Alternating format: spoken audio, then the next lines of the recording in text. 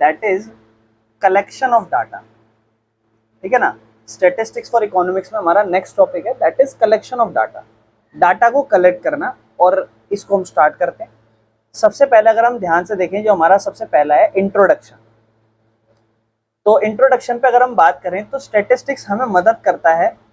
Statistics की मदद से हम अंडरस्टैंड करते हैं, समझते हैं और एनालाइज करते हैं। किसको? हमारी इकोनॉमिक प्रॉब्लम को। किसका मदद लेके? न्यूमेरिकल फैक्ट की मदद लेके। मतलब आपके पास एक डाटा है, न्यूमेरिकल फैक्ट। उस न्यूमेरिकल डाटा को देख के आप क्या कर रहे हो? आप किसी भी आपकी इकोनॉमी में क्या प्रॉब्लम है, बेरोजगारी अगर एक प्रॉब्लम है, तो ऐसे थोड़ा ना होगा देख के पता चल कि हाँ जी बेरोजगारी है। मैं रास्ते में आ रहा था, मुझे एक इंसान बड़ा परेशान होता हुआ नजर आया, बेरोजगार है, तो देश में बेरोजगारी है, ऐसा थोड़ा ना होगा। आप क्या करोगे? उसका एक एक डाटा इकट्ठा करोगे। तो आप इकोनॉमिक प्रॉब्लम देख रहे हो, आपके देश की प्रॉब्लम क्या है, कोई इकोनॉमिक प्रॉब्लम हो, सेंट्रल प्रॉब्लम हो, या कोई भी प्रॉब्लम हो इकोनॉमी की, वो स्टैटिस्टिक्स से, न्यूमेरिकल फैक्ट से पता लगाना, उसमें हमें स्टैटिस्टिक्स मदद करता था। कहता है लेकिन अगर हम ये एनालाइज कर सकें और कुछ भी एनालाइज करें, तो सबसे पहले अगर आप किसी भी चीज को, जैसे आप क्या है, बेरोजगारी वाला डाटा है, मैंने आपको डाटा दिया और आप क्या कर रहे हो? एनालाइज कर रहे हो कि बेरोजगारी कहाँ कहाँ, किस राज्य में या किस जगहों पर सबसे ज्यादा है या सबसे कम है। तो ये डाटा को आप क्या कर रहे हो? एनालाइज कर रहे हो। लेकिन इससे पहले आप ये चीज समझो ना, ये डाटा एनालाइज तो तभी करोगे ना जब ये डाटा होगा। अगर डाटा ही नहीं हुआ तो एनालाइज कैसे करोगे? तो जो इंफॉर्मेशन है या जो नंबर्स फॉर्म में लिखे गया है वो डाटा है ना।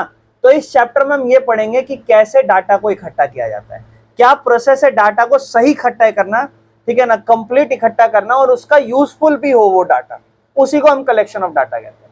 यानी कि कोई पूछे कलेक्शन ऑफ डाटा क्या है? Process of collecting correct, complete and useful data is called collection of data. Data collection क्या कहलाता है? एक correct data, complete data, useful data को इकट्ठा करना। डाटा तो इकट्ठा कर दिया, कंप्लीट भी है, करेक्ट भी है, पर यूजफुल ही नहीं है, वो फिर वो भी चीज सही होनी चाहिए ना। ठीक है ना, ये सबसे पहला स्टेप होता है किसी भी स्टैटिस्टिकल स्टडी में। कभी भी आप स्टैटिस्टिक्स पढ़ रहे हो तो सबसे पहला डाटा, सबसे पहली स्टेप तो यही है, क्या? डाटा को कलेक्ट करना। अगर ये कलेक्ट ही प्रॉपरली नहीं हुआ हो तो क्या ढंग से जो आप एनालाइज कर रहे होगे वो फिर आपकी क्या हो जाएगी? गलत। मतलब मेरे को सामने एक स्क्रिप्ट दे दी, ठीक है ना, एक स्क्रिप्ट दे दी, बोला यार डाटा देखो, इस डाटा के बारे में टिप्पणी करो। मैंने कहा जी देखो इस डाटा में ये लिखा, ये देखो कितनी ज्यादा है, ये देखो कितनी कम है। तो ये ज्यादा या कम है, इससे क्या एनालाइज होगा? ज्यादा या कम है, इससे मैं कोई कंक्लूजन पे आऊंगा, और बाद में पता चले सॉरी आपको गलत दे दिया, ये तो गलत डाटा ही है। तो मैं कहूंगा अरे भाई ये क्या कर रहे हो, ये जो मैंने एनालाइज कर दिया, दिमाग लगा दिया इतना, यही गलत हो गया जब मेरा डाटा ही ढंग से कलेक्ट नहीं है। तो कलेक्शन ऑफ डाटा मेरे भाइयों बहुत सही होना चाहिए। इकोनॉमिक्स में we need data for things like population, हमें आबादी के लिए डाटा चाहिए, है ना, हमें इनकम के लिए डाटा चाहिए, कितनी इनकम है, किसकी कितनी, क्या क्या, वो सब चीजें। प्रोडक्शन करनी है उसके लिए भी डाटा, अनएम्प्लॉयमेंट का भी एक डाटा होता है। तो कलेक्ट करना इन डाटा को करेक्टली आपको मदद करता है सरकार को बेहतर डिसीजन लेने में। कोई दिक्कत तो नहीं है। कलेक्शन ऑफ डाटा ऑलरेडी पढ़ चुके हैं, उसी को जस्ट रिवाइज करा देता हूं फिर से। Collection of data means the process of gathering information or fact in a systematic way so that we can study and analyze them. Data इकट्ठा करना मतलब जानकारी लेना सिस्टमैटिक तरीके से, जो हम पढ़ सकें और उसको एनालाइज कर सकें। स्टैटिस्टिकल कहता है इन स्टैटिस्टिक्स डाटा जरूरी होता है ताकि आप अपनी रियल लाइफ की इकोनॉमिक प्रॉब्लम समझ सको। तो जो पहला स्टेप होता है वो ये होता है कि डाटा सही इकट्ठा करो, सही जगह से इकट्ठा करो। कलेक्शन ऑफ डाटा एक ऐसा प्रोसेस है जिसमें हम कलेक्ट करते हैं फैक्ट को या फिगर्स को जो रिलेट करती है एक पर्टिकुलर टॉपिक या प्रॉब्लम से, एक तौर तरीके से, ऑर्गेनाइज्ड मैनर में। तो ये इंपॉर्टेंट क्यों होता है डाटा इकट्ठा करना? क्योंकि सबसे पहला स्टेप किसी भी स्टैटिस्टिक्स चीजों को पढ़ना या स्टैटिस्टिक्स को कुछ भी एनालाइज करना हो या कोई भी प्रॉब्लम सॉल्व करनी हो तो उसमें डाटा होना चाहिए। और डाटा का सबसे पहला स्टेप यही है कि आप सही से उसकी इन्वेस्टिगेशन करो, है ना। कलेक्शन ऑफ डाटा आपका सबसे पहला स्टेप है कि आप जो डाटा ला रहे हो वो सही हो, एक्यूरेट हो, गलत ना हो, ठीक है ना। अगर डाटा रॉन्ग या इनकम्प्लीट है तो पूरी एनालिसिस जो है वो मिसलीड हो जाएगी, ठीक है ना। और इसी से ही आपको मेकिंग डिसीजन लेने में या सॉल्व करना इकोनॉमिक प्रॉब्लम या प्लानिंग करना पॉलिसीज के लिए, उसके लिए हेल्पफुल होगी। पहला स्टेप ये, इसके बाद आप बाकी काम कर रहे हो। जब पहला ही ढंग से नहीं होगा तो बाकी क्या करोगे। चले मेरे भाइयों आगे। अपना नेक्स्ट छोटा सा टॉपिक है स्टैटिस्टिकल इंक्वायरी। क्या होता है स्टैटिस्टिकल इंक्वायरी मेरे भाइयों? इंक्वायरी या स्टैटिस्टिकल इन्वेस्टिगेशन ये क्या है? ये एक स्टैटिस्टिकल इंक्वायरी जो है वो क्या है, एक सिस्टमैटिक इन्वेस्टिगेशन है of problem using statistical tools like data collection, classification, analysis and interpretation. It means studying a problem using numbers to reach a conclusion and make decisions. Definition दूसरी भाषा में क्या लिखी है? Statistical inquiry एक ऐसा process है जहां पे आप इन्वेस्टिगेटिंग प्रॉब्लम्स को, मतलब statistical inquiry is a process of investigating a problem. मतलब एक प्रॉब्लम है, उस प्रॉब्लम को क्या करना? इन्वेस्टिगेट करना, ठीक है ना? कैसे इन्वेस्टिगेट करोगे? कलेक्शन, डाटा को कलेक्ट करके फिर उसको एनालाइज करके, और वही स्टैटिस्टिकल इंक्वायरी है। कोई आपसे पूछे स्टैटिस्टिकल इंक्वायरी क्या है तो आप बोलना स्टैटिस्टिकल इंक्वायरी एक प्रोसेस है जिसमें हम इन्वेस्टिगेशन कर रहे हैं। इन्वेस्टिगेशन कर रहे हैं किसी भी प्रॉब्लम की। कैसे इन्वेस्टिगेशन करोगे? उस प्रॉब्लम का डाटा इकट्ठा करना, फिर उससे एनालाइज करना, what is right what is wrong, ये करना, फिर एक यूजफुल रिजल्ट निकले, ये स्टैटिस्टिकल इंक्वायरी है। कोई आपसे पूछे स्टैटिस्टिकल इंक्वायरी क्या है तो क्या होगी मेरे भाई? किसी भी चीज की, प्रॉब्लम की, किसी भी बात की इन्वेस्टिगेशन करना, और वो कैसे करोगे? डाटा कलेक्ट करके और उसको एनालाइज करके, ताकि एक बेहतर रिजल्ट, इसे स्टैटिस्टिकल इंक्वायरी कहते हैं। ये कलेक्शन ऑफ डाटा, जब पूरा चैप्टर पढ़ोगे बीच में एक छोटा सा वर्ड आ जाएगा स्टैटिस्टिकल इंक्वायरी, बस ये उसको समझा रहा हूं मैं। इंक्वायरी मतलब किसी के बारे में जानकारी प्राप्त करना। मतलब सपोज आप खेलने जाना चाहते हो या आप कहीं घूमने जाना चाहते हो तो आप इंक्वायरी कर रहे हो, जानकारी इकट्ठी कर रहे हो। घूमने जाना है, कैसे, कहाँ, कब, कहाँ, कैसे, क्या करूं, जाऊं, क्या करूं, सब चीज। तो ये क्या है? इन्वेस्टिगेशन। एक प्रॉब्लम है, मतलब एक चीज है, उसके बारे में आप इन्वेस्टिगेशन, डाटा इकट्ठा कर रहे हो, एनालाइज कर रहे हो, अच्छा मैं ऐसे जाऊंगा वैसे जाऊंगा, ये स्टैटिस्टिकल इंक्वायरी है। चले आगे। एग्जाम्पल, एक गवर्नमेंट जो है जानना चाहती है अनएम्प्लॉयमेंट रेट कंट्री में, बेरोजगार कितने हैं, बेरोजगार दर कितना है।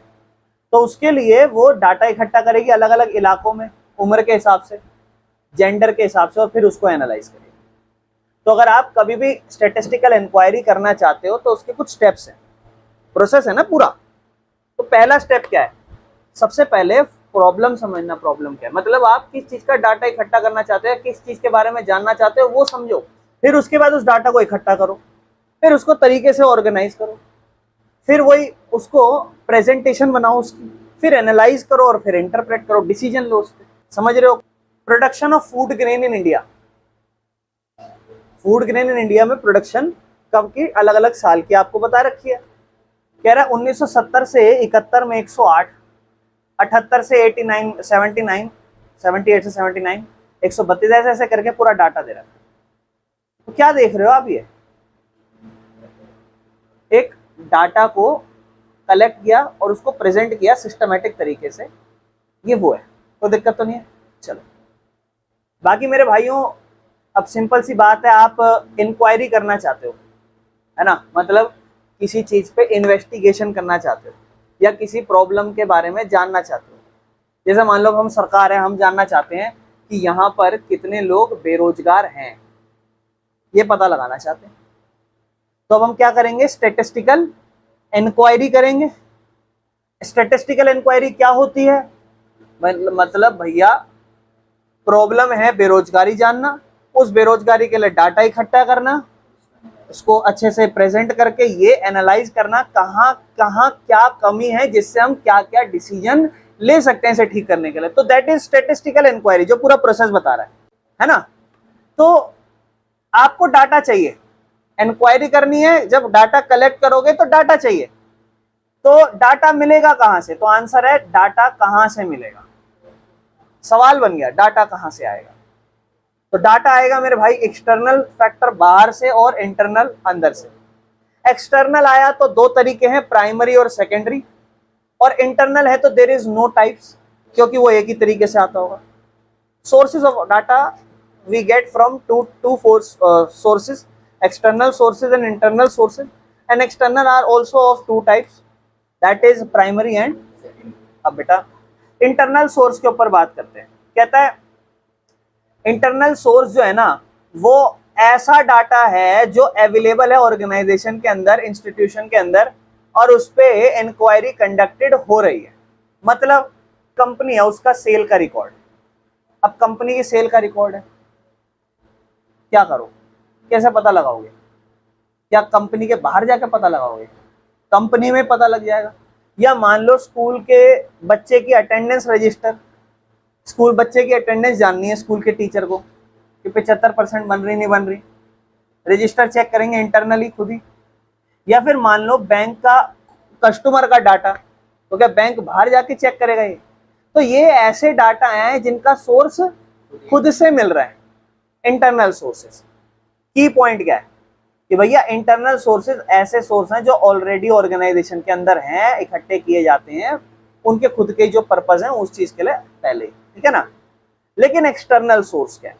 अब ये वाले डाटा जो है हम इंटरनली अपने बिजनेस से नहीं ले रहे, यानी कि हमारे बिजनेस की कोई प्रॉब्लम नहीं है। हो सकता है बिजनेस की प्रॉब्लम हो, लेकिन उसका डाटा हम खुद से नहीं इकट्ठा कर रहे। कोई बिजनेस में प्रॉफिट नहीं हो रहा ज्यादा, ये वो प्रॉब्लम आ रही है, तो हम पता करना चाह रहे हैं कि बाहर कस्टमर ऐसा क्या है जो हमारा प्रोडक्ट नहीं खरीद रहा, वो चीज, ठीक है ना।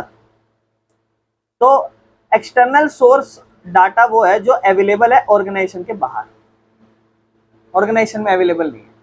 एग्जाम्पल, गवर्नमेंट जो है वो सेंसस कर रही है, इकोनॉमिक सर्वे कर रही है, तो सरकार बाहर एक एक घर में जाके लोगों से पता करती है कि कितने लोग रहते हैं, कितने नहीं रहते। या इंटरनेट, न्यूज़पेपर, मैगजीन जो है, ये सब जो जानकारियां मिल रही हैं आपको इन सबसे, ये एक्सटर्नल सोर्स है, समझ रहे हो। रिपोर्ट मिल जाए एनजीओ से या इंटरनेशनल ऑर्गेनाइजेशन जैसे यूएन से मिल जाए, या आईएमएफ से मिल जाए, वर्ल्ड बैंक से मिल जाए, इनसे जानकारियां मिले आपको। की पॉइंट क्या है, यहाँ पर जानकारियां बाहर से मिलती है ऑर्गेनाइजेशन के, ठीक है बेटा।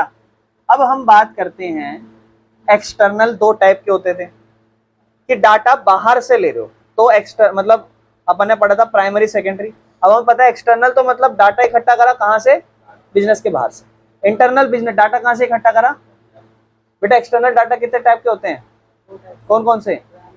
प्राइमरी और सेकेंडरी। अब प्राइमरी डाटा पे चल रहे हैं। प्राइमरी डाटा ऐसा डाटा है जो इकट्ठा किया जाता है इन्वेस्टिगेटर खुद अपने से। मतलब मैंने कहा, मैं मान लो मैं अफसर हूँ, आप चारों, मैंने कहा भाई बेटा इधर आओ, मैंने कहा एक काम करो, मुझे जो है अपने अपने स्कूल से, मैंने फॉर एग्जांपल आप कहीं काम करते हो, मैंने कहा बाहर जाके डाटा इकट्ठा करो।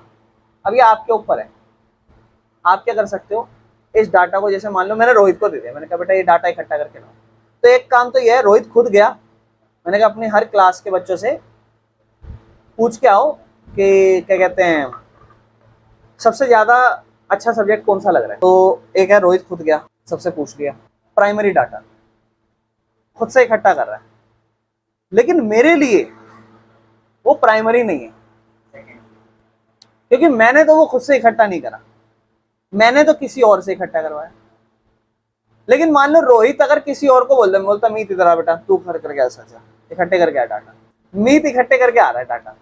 अब रोहित की नजर में जो डाटा इकट्ठा होगा वो क्या हो गया, सेकेंडरी, खुद से नहीं इकट्ठा करा। जब खुद से डाटा इकट्ठा करो इन्वेस्टिगेटर खुद से, तो प्राइमरी। लेकिन जब इन्वेस्टिगेटर किसी और से ये डाटा इकट्ठा करवा ले जिसको चाहिए, तो वो सेकेंडरी, और दोनों ही एक्सटर्नल है। तो जब पहली बार डाटा खुद से इकट्ठा करा जा रहा हो, ओरिजिनल फर्स्ट हैंड, वो डायरेक्टली कलेक्टेड है, वो प्राइमरी है। मतलब ओरिजिनल होगा, खुद कलेक्ट करा हो गया, भाई स्पेसिफिक होगा क्योंकि आपने अच्छे से इस चीज पर बात करी होगी, ठीक है ना। उसके बाद बेटा अगला है रिक्वायर मोर टाइम, ज्यादा टाइम चाहिए जब खुद से इकट्ठा करोगे, और बेटा पैसा भी ज्यादा चाहिए और एफर्ट भी ज्यादा चाहिए, और लेकिन ये ज्यादा रिलायबल और सही होने का चांसेस है। क्यों? खुद से इकट्ठा कर रहे हो ना, झूठ तोड़ ना कर सकते हो। एग्जाम्पल में क्या लिखा है, कंडक्ट करना एक सर्वे स्कूल के अंदर ताकि आप ज्यादा पता लगा पाओ कितने बच्चे जंक फूड खा रहे हैं, या इंटरव्यू लेना लोगों का मंथली इनकम के बारे में, तो भाई खुद से इकट्ठा कर रहे हैं। बाकी मेरे भाइयों जो हम डाटा इकट्ठा करते हैं प्राइमरी, वो हम अलग अलग टाइप से इकट्ठा कर सकते हैं। जैसे मैंने तो आपको डायरेक्ट बोल दिया कि बेटा जो डाटा हम खुद से इकट्ठा करते हैं वो डाटा प्राइमरी डाटा होता है, लेकिन वो डाटा इकट्ठा करने के भी तो तरीके हैं। तो कह रहा है वो डाटा इकट्ठा करने का सिंपल है, तो पर्सनल इंटरव्यू या क्वेश्चनेयर या फिर टेलीफोन इंटरव्यू या फिर ऑब्जर्वेशन मेथड, ऑब्जर्व करना खुद से क्या चल रहा है क्या नहीं चल रहा है, या फिर मेल वाला सर्वे करना, मेल करके सर्वे। एक एक करके पढ़ेंगे अच्छे से। तो मेरे भाइयों प्राइमरी डाटा मैंने आपको ऑलरेडी बता दिया है। सेकेंडरी डाटा पे आ जाते हैं। अब सेकेंडरी डाटा ऐसा डाटा है जो ऑलरेडी कलेक्ट किया जा चुका है, पब्लिश किया जा चुका है किसी और के द्वारा, और अब आप उसे इस्तेमाल कर रहे हो। मतलब एक ऐसा डाटा जो मैंने नहीं इकट्ठा किया, मैंने इन्वेस्टिगेट नहीं किया, किसी और ने इन्वेस्टिगेट किया है, now just I am using it, that's it. कोई दिक्कत तो नहीं, ठीक है ना। अब इसमें फीचर क्या है बेटा? Feature already collected by someone else, है ना। Easy available and ready to use, आसानी से मिल जाएगा। खर्चीला कम है, पैसा कम लगता है क्योंकि आप खुद से इकट्ठा करते तो होता ना, ठीक है ना। And ready to use, less time consuming. क्यों? जाओ ले आओ किसी से खरीद के कि भैया आपने डाटा इकट्ठा कर रखा है इस चीज का, हाँ ये ले लो, पैसा दे दो। लेकिन एक्यूरेसी जो है ना वो तो, अब आप खुद सोचो कौन ज्यादा एक्यूरेट होगा, प्राइमरी सेकेंडरी? सेकेंडरी में ज्यादा एक्यूरेसी नहीं हो सकती, वो डिपेंड करता है कि भाई उस बंदे ने सही से इकट्ठा कराओ नहीं कराओ, है ना। चले एग्जाम्पल बेटा, जो सेंसस होता है इंडिया का, वो इंसान एक एक करके घर जाके खुद इकट्ठा करता है। सरकार अकेला, सरकार को कोई एक बंदा नहीं जो सारा इकट्ठा करने, है ना। या फिर बेटा जो भी आरबीआई या नीति आयोग या वर्ल्ड बैंक की जो रिपोर्ट है वो सब उनके द्वारा इकट्ठी करी है, आप तो उसके हिसाब से बात बता रहे हो। तो आप वो, या आपके ऊपर, आप उन पर भरोसा करो या ना करो। कहते हैं रिपोर्ट है, रिपोर्ट झूठी भी हो सकती है, ऐसे वैसे वाला से, ठीक है बेटा। इनके बीच में डिफरेंस थोड़ा सा पढ़ लेते हैं, आ जाओ। कौन ज्यादा ओरिजिनल है? प्राइमरी, ठीक है ना। ज्यादा फर्स्ट हैंडेड है वो, है ना, फर्स्ट हैंडेड इन्वेस्टिगेटर के द्वारा है। सोर्स क्या है प्राइमरी का? तो भैया सोर्स डायरेक्ट है, डायरेक्ट सोर्स मतलब खुद इकट्ठा कर रहे हैं। और सेकेंडरी का क्या सोर्स है? इनडायरेक्ट। टाइम प्राइमरी में ज्यादा लगता है और सेकेंडरी में। कॉस्ट की बात करें तो प्राइमरी खर्चीला है और सेकेंडरी कम खर्चीला है। कॉस्ट बात कर ही लीजिए बेटा, कॉस्ट प्राइमरी में ज्यादा लगेगी, सेकेंडरी में कम है।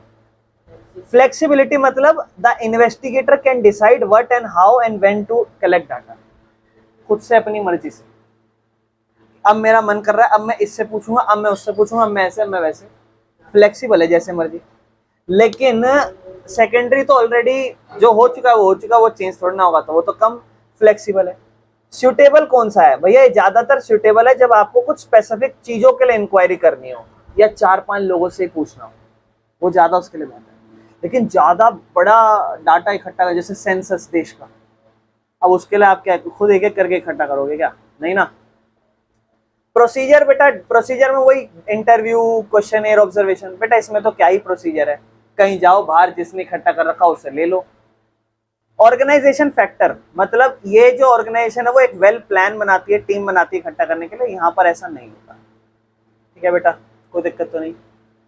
अब सवाल है अगला, हम डाटा इकट्ठा कैसे करते हैं, या फिर ऐसा समझ लो मेरे भाइयों, मेथड प्राइमरी डाटा को इकट्ठा करने। याद है मैंने आपको बोला था अभी ऊपर इकट्ठा किया भैया पढ़ेंगे एक करके, अब ये वही है।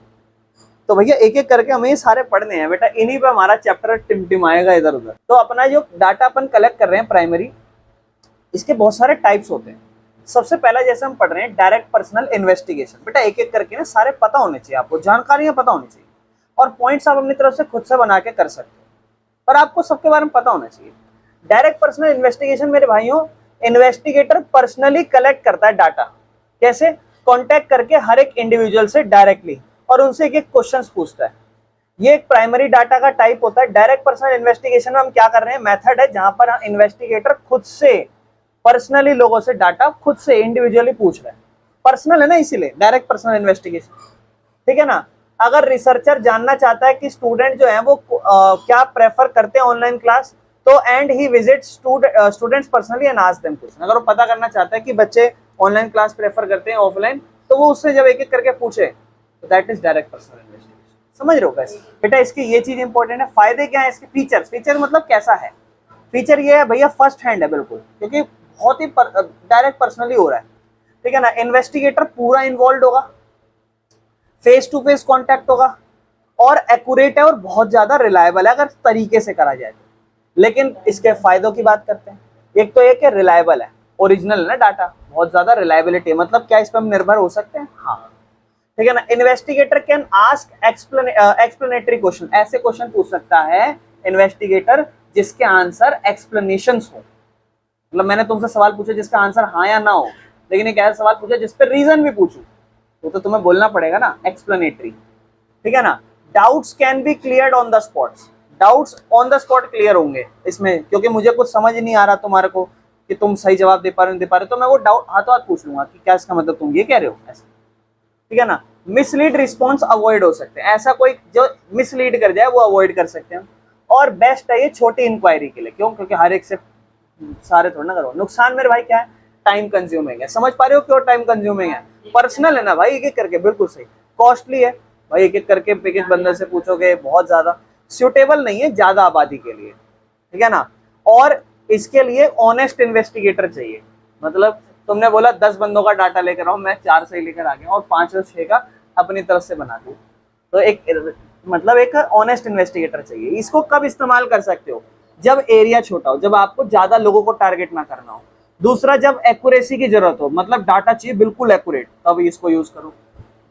जब बजट और टाइम भी हो आपके पास, तब इसको यूज कर लो। या फिर जब जिससे आपको पूछना है वो आपके सामने भी तो अवेलेबल हो। अब डाटा तो इकट्ठा करना है पर सामने बंदा ही नहीं है, किससे इकट्ठा करूं, तो वो भी आराम, तो एक कंडीशन है बेटा, कोई दिक्कत तो नहीं है। आगे चलते हैं, इनडायरेक्ट ओरल इन्वेस्टिगेशन। एक तो पढ़ा हमने डायरेक्ट, अपना क्या पढ़ा, डायरेक्ट पर्सनल इन्वेस्टिगेशन, ठीक है, पहला अपन ने पढ़ा डायरेक्ट पर्सनल इन्वेस्टिगेशन। अब मेरे भाइयों एक तो ये है इनडायरेक्ट और दूसरा है ओरल इन्वेस्टिगेशन। इसमें कांटेक्ट नहीं होता पर्सन से डायरेक्टली, ठीक है ना, इसमें डायरेक्ट कांटेक्ट नहीं हो रहा। इंस्टेड ही collect data by interviewing third parties, तुमसे डाटा लेना था, उससे इंटरव्यू लूंगा, ठीक है ना, जिसको उस इशू के बारे में जानकारी हो।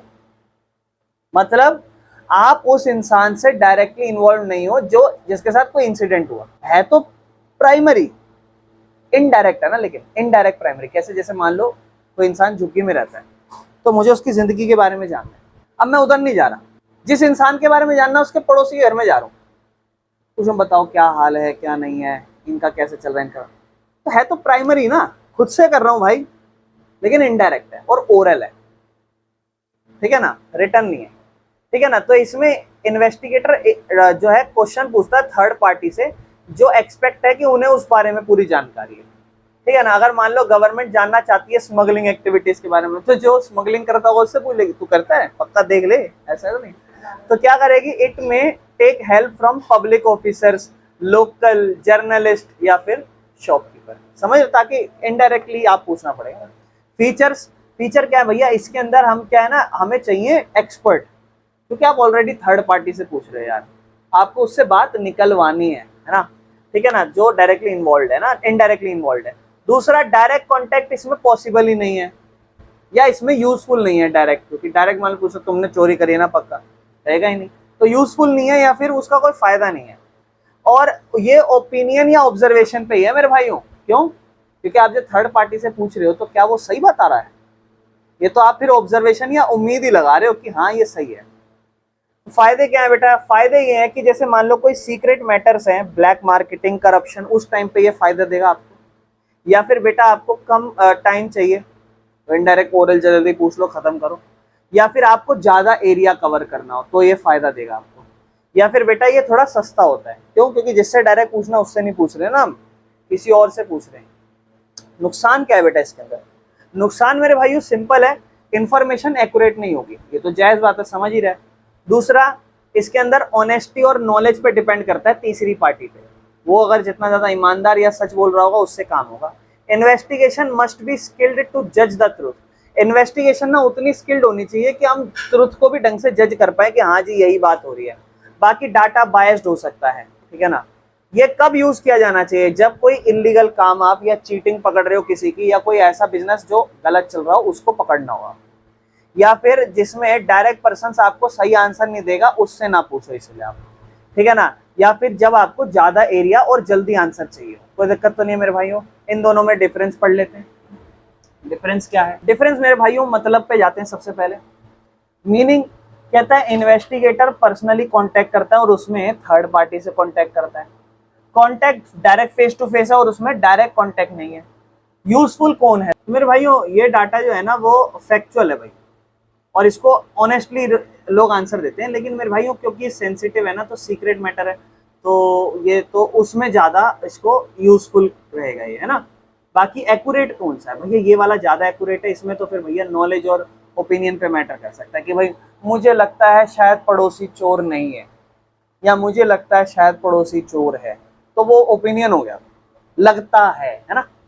और एक कॉस्ट एंड टाइम की बात करें तो टाइम कंज्यूमिंग एंड कॉस्टली, भैया ये कॉस्ट एंड टाइम ज़्यादा लगती है डायरेक्ट में, और इनडायरेक्ट में मेरे भाइयों कम टाइम और कम कॉस्ट लगती है। एरिया कवर छोटा एरिया का चाहिए भैया, यहाँ पे बड़ा एरिया चाहिए और जल्दी से इंक्वायरी करनी हो तो। इन्वेस्टिगेटर की स्किल इसमें भैया कम्युनिकेशन भी मैटर करती है, आपकी कितनी अच्छी है। आप मान लो आप बैठ गए हो सामने, और मैटर करता है ना, आप उससे सवाल निकलवा पाओ भी। और इसमें क्या है, जजमेंटल और स्किल ना रिलायबल थर्ड पार्टी को हो, मतलब इसमें इन्वेस्टिगेटर भाई उसके मैटर करता है उसकी स्किल्स कितनी है कि वो निकलवा ले उससे बात। अब मेरे भाइयों तीसरे पे आते हैं, इंफॉर्मेशन फ्रॉम कोरेस्पोंडेंट। मतलब क्या है, इसे हम कोरेस्पोंडेंट मेथड भी कहते हैं। मेरे भाइयों इस मेथड में अपन क्या करते हैं, इन्वेस्टिगेटर जो है ना एक लोकल एजेंट अपॉइंट करता है, लोकल एजेंट या कोरेस्पोंडेंट, कोई बंदा जो अलग अलग एरिया में वो रखता है, अलग अलग एरियाज में, और वो उसके बिहाफ पे डाटा को रेगुलरली कलेक्ट करेंगे। आप बोले भैया तो ये तो एक तरीके से सेकेंडरी हो गया। मैं इन्वेस्टिगेटर हूं, एक डाटा ऑलरेडी इकट्ठा हुआ पड़ा है, मैं जाया लेकर आया प्राइमरी, लेकिन एक डाटा मैं बंदे अपॉइंट कर रहा हूं और उन्हें बोल रहा हूं जाओ इकट्ठा करके आओ, मुझे ये चाहिए, मैं प्रॉपर प्लानिंग करके भेज रहा हूं उन्हें, प्राइमरी ही तो है। हाँ काइंड ऑफ थोड़ा थोड़ा इनडायरेक्ट वाली फील आ रही है, लेकिन पैसा तो मेरा ही खर्च हो रहा है ना, मैं अब इकट्ठा करवा रहा हूँ, वो ऑलरेडी इकट्ठा हुआ नहीं है, समझ रहे हो।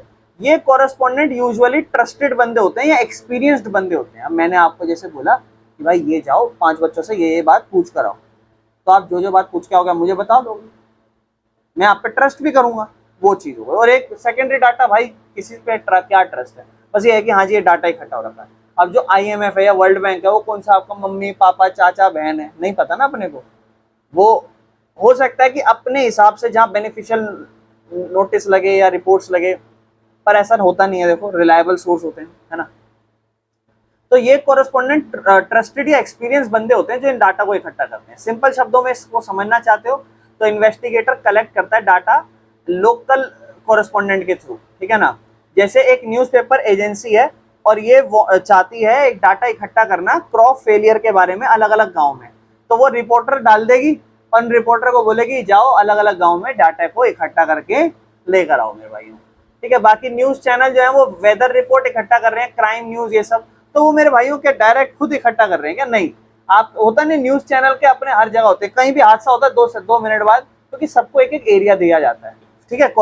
अपन जो है जानकारी ले रहे हैं कोरेस्पोंडेंट से, मतलब एजेंट बना रखे हैं, बस इसका ध्यान रखना। एजेंट डायरेक्ट पर्सनल खुद से है, इनडायरेक्ट ओरल थर्ड पार्टी, और उसके बाद इंफॉर्मेशन फ्रॉम कोरेस्पोंडेंट एजेंट रखे, ट्रेंड एजेंट होगा या एक्सपीरियंस्ड एजेंट होगा। मेरे भाइयों इसका फीचर क्या है, तो इसमें ऑब्वियस सी बात है अपॉइंटेड एजेंट या रिपोर्टर होते हैं। ये रेगुलर और क्विक और वाइड एरिया जब आपको कवर करना हो, है ना, अलग अलग, क्योंकि जब आपको ज्यादा एरिया कवर करना है तो ये लोग फायदेमंद है, क्योंकि आप छोटी छोटी जगहों पे सबको छोड़ देते हो, ठीक है ना। या रेगुलर आपको डाटा इकट्ठा करना हो या क्विकली, है ना। बाकी ये जनरली जर्नलिज्म में आपको दिखती है या मार्केटिंग में या गवर्नमेंट के सर्वे में। फायदा क्या बेटा, लार्ज एरिया कवर करती है, ठीक है ना, टाइम और कॉस्ट भी कम लगती है इसमें, ठीक है ना, और ये क्विक और रेगुलर इंफॉर्मेशन देती है, इसमें लगातार जानकारियां मिलती रहती हैं आपको, ठीक है ना। बाकी ये सुटेबल है सेंट्रल इन्वेस्टिगेशन। जैसे ही इंफॉर्मेशन फ्रॉम कोरेस्पोंडेंट आए तो मेरे भाइयों न्यूज का बेस्ट एग्जांपल है, न्यूज को समझ लेना कि इसका मतलब न्यूज वालों की बात होती है। नुकसान क्या है मेरे भाइयों, ये लेस एक्यूरेट होता है, ठीक है ना। इसके अंदर मेरे भाइयों बायसनेस हो सकती है और इनकम्प्लीट रिपोर्ट रह सकती है ना। बाकी डिपेंड करता है ऑनेस्टी पे, है ना, और स्किल्स पे ऊपर, है ना। बाकी ये सेंसिटिव है थोड़ा सा, कॉन्फिडेंशियल टॉपिक्स, मतलब ये लेस सूटेबल है सेंसिटिव या कॉन्फिडेंशियल टॉपिक्स के लिए। जो सेंसिटिव नहीं है चीजें, जो ऐसे डाटा जो सेंसिटिव नहीं है उन पे ये ज्यादा फोकस नहीं करेंगे। अच्छा, इसको यूज कब कर सकते हैं मेरे भाइयों, तो यूज कर सकते हैं अपन न्यूज रिपोर्टिंग के लिए, ठीक है ना। जब हम डाटा कलेक्ट कर रहे हो रिमोट या रूरल गाँव, ज्यादा से ज्यादा दूर दूर इलाकों के लिए, या फिर लार्ज स्केल का सर्वे करना हो हमें, ठीक है ना, जहां पर पर्सनल कॉन्टैक्ट पॉसिबल ना हो पाए, ठीक है मेरे भाइयों, चलें नेक्स्ट है टेलीफोन इंटरव्यू मेथड।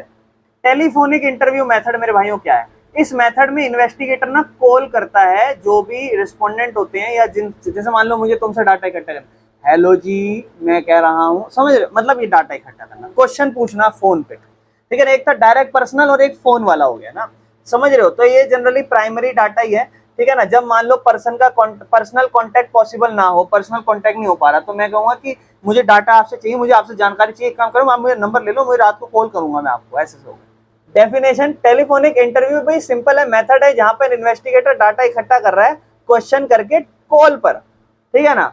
तो एक मार्केटिंग एजेंसी है जो कस्टमर का फीडबैक जानना चाहती है। जैसे मैं भाइयों, कभी भी आप दिल्ली से जयपुर, दिल्ली से कहीं भी चले जाओ, जिस भी आप ट्रेवल एजेंसी से जाओगे वो आपको अगले दिन से कॉल करना शुरू कर देंगी कि जी आप ये जो है इस दिन यहाँ यहाँ इस बस से गए थे, तो आप इस बस के बारे में क्या रेटिंग देंगे, क्या आप बताएंगे। तो वो फिर हो गया। तो वो क्या होता है जनरली कॉल, अब मान लो तुम्हें कोई प्रॉब्लम है कुछ भी है, तो तुम क्या अपनी प्रॉब्लम, अब वो तुम्हारे घर थोड़ी ना आएगी पूछने, या कोई तो घर थोड़ी ना आ रहा है तुम्हारे पूछने, फोन करा, आपको अच्छा लगा, फीडबैक ऑनलाइन दे दिया, खत्म, टेलीफोनिक डाटा इकट्ठा हो गया। आपको कोई प्रॉब्लम में लगी बता दो। मेरे भाइयों फीचरों की बात करते हैं।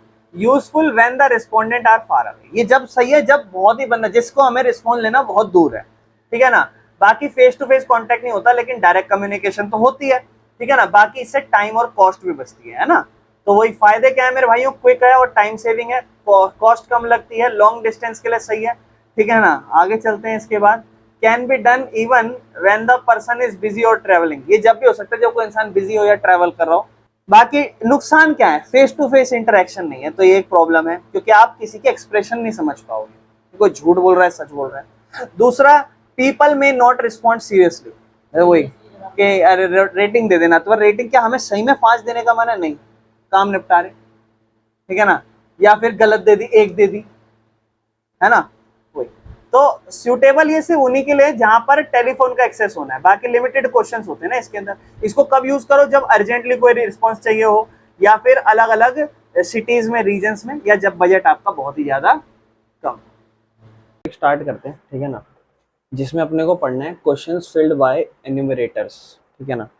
और ये हमारा चौथा है हमारा, जिसमें हम प्राइमरी मेथड से ही डाटा को इकट्ठा करेंगे, जो कि है क्वेश्चनियर फिल्ड बाय एन्यूमरेटर।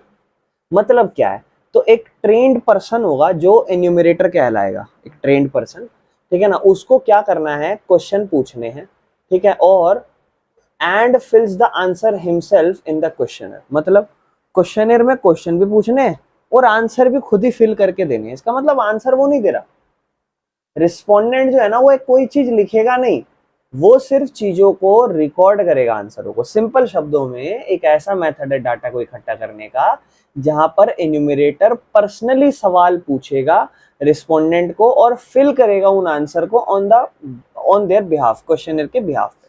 जैसे मैं आपको एक आध एग्जांपल देके भी समझाऊंगा, ठीक है ना। सेंसस ऑफ इंडिया में गवर्नमेंट वर्कर्स जो होते हैं ना, वो घर घर से घर जाते हैं और लोगों से सवाल पूछते हैं, जैसे कि आपकी एज क्या है, एजुकेशन कितनी है, इनकम कितनी है, और उनके आंसरों को खुद ही लिखते हैं वो, समझ रहे हो, ठीक है ना, उनके आंसरों को खुद लिखते हैं।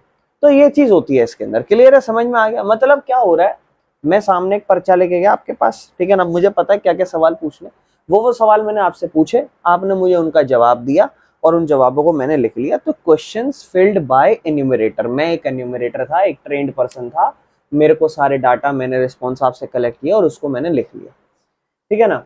अब फीचर क्या है, फेस टू फेस इंटरेक्शन होता है, बिल्कुल फेस टू फेस इंटरेक्शन होता है। क्या एन्यूमरेटर ट्रेंड है, हाँ ट्रेंड होता है, और पूछता है रिकॉर्डिंग आंसर्स को, ठीक है ना। कॉमनली ये सर्वे में यूज होता है ज्यादातर। इसका परफेक्ट एग्जांपल, कभी भी कोई भी क्वेश्चन है एन्यूमरेटर फील्ड वाला, तो समझ जाना सर्वे इसका एग्जांपल है। इसके फायदे क्या है, देखो इसके फायदे क्या है, जैसे मान लो किसी पढ़े लिखे इंसान से आप डाटा इकट्ठा करोगे, तो वो क्या है ना, उसकी चीजें वो खुद लिख के देगा आपको, आप उसको एक क्वेश्चन दे दोगे या कुछ भी आप बात करोगे। इसमें क्या है, मान लो कोई इंसान पढ़ा लिखा हो या नहीं भी हो, तो आप क्या उससे आंसर मांगोगे और फिर उसको आप अपने खुद लिखोगे, समझ रहे हो। तो ये फायदा है भाई इसमें, अगर कोई इंसान पढ़ा लिखा नहीं है तो। दूसरा, एन्यूमरेटर जो होता है ना, वो एक्सप्लेन करता है क्वेश्चंस को इफ नीडेड। मतलब एन्यूमरेटर, जैसे मान लो मैंने आपसे सवाल पूछा, आप बोले जी समझ नहीं आया, तो मैं फिर उसको एक्सप्लेन भी करूंगा, समझ रहे हो? अगर क्वेश्चन को एक्सप्लेन करने की जरूरत है then I will explain the question. Third, answers usually complete और एक्यूरेट होते हैं। अब इसमें आंसर्स कंप्लीट और एक्यूरेट पता है क्यों होते हैं? क्योंकि इन आंसरों को कौन लिख रहा है? मैं खुद लिख रहा हूँ, एन्यूमरेटर खुद लिख रहा है, इसीलिए। और दूसरा, follow up questions can be asked, इसके नेक्स्ट फॉलो अप क्वेश्चन भी आ सकते हैं, जैसे इस चीज का हुआ फिर उसका और कॉन्सिक्वेंसेस क्या क्या बनता जाएगा। बाकी मेरे भाइयों इसके नुकसान क्या है? इसमें टाइम और पैसा ज्यादा लगता है, ठीक है ना। दूसरा, ये बायस्ड हो सकता है। जैसे मैंने आपसे कोई सवाल पूछा, आप ढंग से जवाब नहीं दे पाए, मैं कह रहा हूँ अच्छा आप इसका मतलब यही कहना चाह रहे हो ना, और आप कह रहे हो हाँ हाँ जी यही कहना चाह रहे हो, या फिर आपने कुछ और कहते हो मैंने कुछ और लिख दिया, तो अपने परसेप्शन के हिसाब से क्या फर्क पड़ रहा है? तो ये बायस्ड भी हो सकता है, मतलब ऑनेस्ट जरूरी नहीं है ऑनेस्ट ही हो। सूटेबल नहीं है ये फॉर वेरी लार्ज पॉपुलेशन, जो बहुत ही ज्यादा आबादी हो वहां पे सूटेबल नहीं है, क्योंकि हर एरिया को ये कवर नहीं कर पाएगा। बाकी इन्यूमरेटर को ना प्रॉपरली ट्रेंड होना चाहिए, अगर इन्यूमरेटर प्रॉपरली ट्रेंड नहीं है तो ये एक बहुत बड़ा नुकसान हो सकता है अपने लिए, ठीक है ना। बाकी इसको कब इस्तेमाल करोगे? जब रेस्पोंडेंट जिससे आपको जवाब चाहिए वो बंदा इलिटरेट हो, पढ़ा लिखा ना हो, क्योंकि इसमें आपको आंसर खुद लिखने हैं, ठीक है ना। बाकी जब accuracy of data is important, मतलब डाटा इसके अंदर अगर मान लो बिल्कुल एक्यूरेट चाहिए तो इस टाइम पर क्यों? क्योंकि एन्यूमरेटर आपसे पूरा सवाल पूछ रहा है, खुद से ही लिख रहा है, पर बायसनेस भी आ सकती है, लेकिन फिर भी हम इसको ये अज्यूम कर रहे हैं कि ये एक्यूरेट होना चाहिए, इसमें डाटा एक्यूरेट होगा तो इसके लिए इंपॉर्टेंट है। बाकी ये कहाँ कहाँ यूज हो सकता है? गवर्नमेंट के सर्वेज में, जैसे कि सेंसस में या एनएसएसओ। एनएसएसओ क्या होता है इसको चैप्टर के लास्ट में पढ़ेंगे, ध्यान रखना, ठीक है बेटा। इसके बाद मेरे भाइयों, अच्छा अब जैसे मैंने आपको ये समझाया अपना कि questionnaire filled by enumerator, enumerator क्या करता है? क्वेश्चंस फिल्ड करके देता है आपको और उसके रिस्पॉन्स भी खुद ही लिखेगा। तो उसी में हम समझ रहे हैं कि जो वो क्वेश्चनेयर बनाता है वो कैसे बनाता है और उसमें क्या क्या चीज़ों का, जब मतलब मान लो वो क्वेश्चन बना रहा है तो वो कैसे कैसे क्वेश्चन उसके अंदर रखे, क्या लॉजिकल क्वेश्चंस हो, क्या क्या चीज़ें नहीं हो और क्या क्या चीज़ों का ध्यान रखा जाना चाहिए। तो हम अभी अगले पार्ट पे नहीं आ रहे, हम इन्यूमरेटर वाले को ही आगे समझ रहे हैं, ठीक है ना। कहता है एक क्वेश्चन या फिर जो स्केड्यूल है वो एक लिस्ट होती है क्वेश्चंस की, मतलब जब भी आप वर्ड पढ़ रहे हो क्वेश्चनेयर, इसका मतलब लिस्ट ऑफ क्वेश्चंस, बहुत सारे क्वेश्चंस, ठीक है ना, जो प्रिपेयर किए जाते हैं इन्वेस्टिगेटर के द्वारा। इन्वेस्टिगेटर मतलब जो भी बंदा है, जैसे मान लो मैं हूं, मैं इन्वेस्टिगेट करना चाहता हूँ, यू आर ट्रेन्ड पर्सन, सो मेरे बिहाफ पे आप जाओगे, डाटा इकट्ठा करोगे। सो सपोज मैं ही जा रहा हूँ या फिर जो भी है, तो डाटा मैं बना रहा हूँ, that I am investigator because I want to investigate on some topic. So first of all I will prepare the list of questions and I will call it questionnaire, या क्वेश्चनरी भी कहा जाता है इसे, क्वेश्चनरी, ठीक है ना।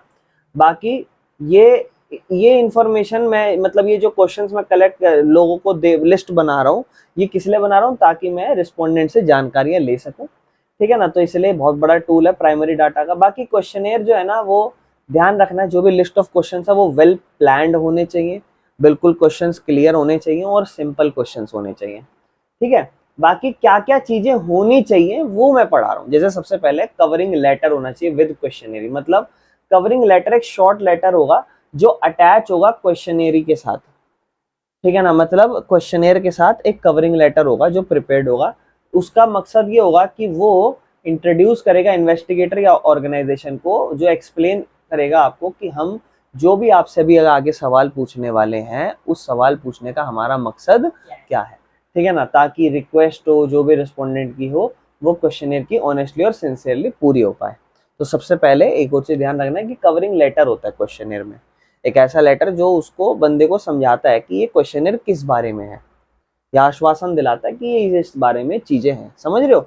इसके बाद जैसे एग्जांपल है, जैसे वही डियर सर एंड मैडम, हम ऐसे लिख रहे हैं we are student of class 11th, हम क्लास 11, यानी कि इन्वेस्टिगेटर कौन है? क्लास 11th के बच्चे।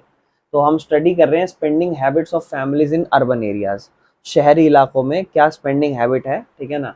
तो बाकी काइंडली हेल्प, हमें मदद करिए, क्या करना, ये जो है फिलिंग कर रहे हैं हम, एक क्वेश्चनेयर बना रहे हैं, उसको ऑनेस्टली और कम्प्लीटली अच्छे से आंसर करना। ये जो द इंफॉर्मेशन जो आप प्रोवाइड करोगे वो हम कॉन्फिडेंशियल, और उसको हम अपने अकेडमिक पर्पस के लिए, पर्सनल कोई हमारा मकसद नहीं है, हम उसको एकेडमिक जो हमारा पर्पस है, जिस चीज़ के लिए हम इकट्ठा कर रहे हैं उसी पर्पस में हम इसको इस्तेमाल करेंगे, ठीक है ना। हम ग्रेटफुल हैं आपके समय और सपोर्ट के लिए, ठीक है ना। और बाकी सिंसियरली जो भी अपनी टीम है वो अपना कॉन्टैक्ट नंबर, ठीक है मेरे भाइयों। कंक्लूजन क्या होगा कि अगर कवरिंग लेटर जो हो बहुत ज्यादा, जैसे कवरिंग लेटर एक क्वेश्चन आपने बनाया लेकिन उससे पहले कवरिंग लेटर होगा, तो वो लेटर जो है ना बहुत ही ज्यादा पोलाइट कन्वर्सेशन स्टार्टर होगा। मतलब वो ये फील कराएगा कि हाँ जी जो आप क्वेश्चनर बना रहे हो वो लोगों को समझ आएगा कि चलो ठीक है इस बारे में। ये एक तरीके से फ्रेंडली कनेक्शन बनाएगा लोगों के बीच में, ताकि लोग थोड़ा इसको सही से। बाकी दूसरा पॉइंट मेरे भाइयों, डिसीजन रिगार्डिंग क्वेश्चंस। मतलब तो पहला अपन ने पढ़ा कि क्वेश्चनरी में कवरिंग लेटर होना चाहिए।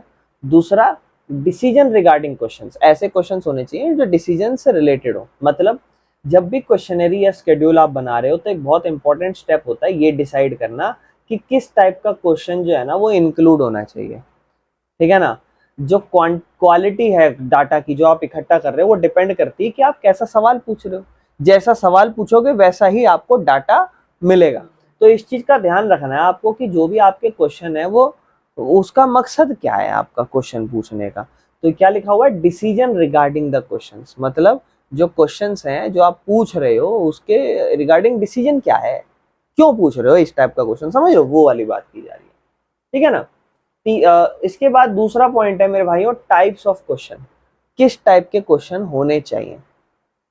जैसे पहला, क्लोज एंडेड क्वेश्चन रख सकते हो आप, जिसमें ऑप्शंस गिवन दिए जाएंगे, इंसान को ऑप्शंस दे दिए जाएंगे। जैसे how often do you shop online, कितना आप शॉपिंग करते हो ऑनलाइन, डेली बेसिस पे करते हो, वीकली बेसिस पे करते हो, मंथली, रेयरली। तो ये क्या, क्लोज एंडेड। क्लोज एंडेड मतलब in which you have the limited option, इसी में से आप चुनोगे। मान लो आप बहुत रेयरली हो गया, लेकिन आप मान लो आप कह रहे हो कि मैं तो हर महीने में 3 बार करता हूँ, तो ना तो ये वीकली हुआ क्योंकि हफ्ते में तो 4 हफ्ते हो गए, तो या फिर हाफ मंथली भी नहीं हुआ। मान लो आप हफ्ते में 2 बार करते हो, महीने में 2 बार करते हो। कहने का मतलब है उसमें 4 ही ऑप्शन है, उसमें से आपको ऑप्शन, हाँ उसमें से आपको एक ऑप्शन देना है। तो फिर भैया जब उसमें से एक ही ऑप्शन आप दोगे तो फिर तो जायज बात है क्या, कि जब एक ही ऑप्शन आप दोगे तो क्लोज एंडेड है ना, you don't have unlimited options. You can not express your what you feel या what you want to say about this topic, because it has only 4 options and you have to just opt to that one option. मेरे भाइयों दूसरा type का question हो सकता है open ended. Open ended मतलब जिसमें आंसर अपनी डिटेल ओपिनियन में डालो। मतलब why do you prefer online shopping, तो उसके लिए कोई ऑप्शन नहीं दे रखा, आराम से जो कहना है कहो। समझ रहे हो। तीसरा मेरे भाइयों, क्वेश्चनरी में ध्यान देना चाहिए language of the question, question की भाषा कैसी है। लैंग्वेज बड़ी ही सिंपल होनी चाहिए, क्लियर होनी चाहिए और रिस्पेक्टफुल होनी चाहिए। ठीक है ना, कोई भी टेक्निकल या कंफ्यूजिंग चीजें नहीं होनी चाहिए। जैसे do you consume carbonated beverages, तो हो सकता है इंसान को कार्बोनेटेड बेवरेजेस के बारे में नहीं पता हो, बट वहीं पे अगर आप पूछोगे do you drink soft drinks like Coke and Pepsi, तो वो इस इंसान के लिए समझ में आ जाएगी कि अच्छा जो कार्बोनेटेड बेवरेजेस पूछ रहा है वो कोक या पेप्सी के बारे में बात कर रहा है, इस तरीके से। हाँ। चौथा, ऑर्डर ऑफ क्वेश्चन। मतलब start with easy and general question, keep personal और sensitive question at the end. कोई ऐसे क्वेश्चन जो पर्सनल है या सेंसिटिव है उनको बिल्कुल आखिरी में रखिए। आस्क नेम, इनकम और age at the end, not at the beginning. ये सारी चीजें बाद में पूछिए, स्टार्टिंग में नहीं। इसके बाद पांचवा, अवॉइड लीडिंग क्वेश्चंस। ऐसे क्वेश्चंस को अवॉइड करिए जो लीडिंग क्वेश्चन है। मतलब don't ask suggestion that suggest a specific answer. ऐसे क्वेश्चंस मत पूछिए जिससे आंसर एक स्पेसिफिक हो। जैसे कि do you think online shopping is better than offline. तो आप ये जो सवाल पूछ रहे हो देखो फर्क समझना। मैं एक सवाल पूछा कि क्या आपको लगता है कि ऑनलाइन शॉपिंग बेटर है ऑफलाइन से, एक सवाल ये हो गया। और दूसरा, आप कौन सी शॉपिंग को प्रेफर करोगे, ऑनलाइन या ऑफलाइन। तो इस दोनों क्वेश्चन में फर्क पता है क्या है। दूसरे क्वेश्चन में मैं आपको कोई प्रायोरिटी नहीं दे रहा कि ऑनलाइन या ऑफलाइन, आपकी मर्जी है, जो बताना है बताओ। लेकिन जब मैंने पहला क्वेश्चन पूछा कि क्या आपको डोंट यू थिंक है बेटा, डू यू थिंक भी नहीं है, क्या आपको नहीं लगता ऑनलाइन शॉपिंग बेटर है ऑफलाइन से, इसका मतलब मैं जबरदस्ती आप पे थोप रहा हूं कि ऑनलाइन बेहतर है। बोलो, देखो ना, खुद से देखो, है ना। इसका मतलब तो यही बन रहा है कि जबरदस्ती बता रहा हूं, मैं पूछ रहा हूं कि आपको नहीं लगता ऑनलाइन बेटर है। आप बोलोगे कि नहीं मुझे नहीं लगता, या हाँ मुझे लगता है। तो ऐसे क्वेश्चन ना पूछो, बस ये पूछो कि ये पसंद है या वो पसंद है। ये मत बोलो कि क्या ये पसंद नहीं है आपको, क्या वो पसंद नहीं है आपको। ऐसे क्वेश्चंस नहीं होने चाहिए। तो लीडिंग क्वेश्चंस नहीं होने चाहिए जिनका एक मेजर पर्सपेक्टिव या मेजर पर्सपेक्टिव के टुवर्ड्स आंसर हो। कि हाँ जी इसका आंसर तो इसी टाइप का होगा। कंक्लूजन, वेल फ्रेम क्वेश्चंस जो होते हैं ना वो आपको रिलायबिलिटी और कंप्लीट और यूजफुल डाटा प्रोवाइड करते हैं, और पुअरली फ्रेम क्वेश्चन है ना उस चीज से मिसलीड हो जाता है इंसान, ठीक है ना।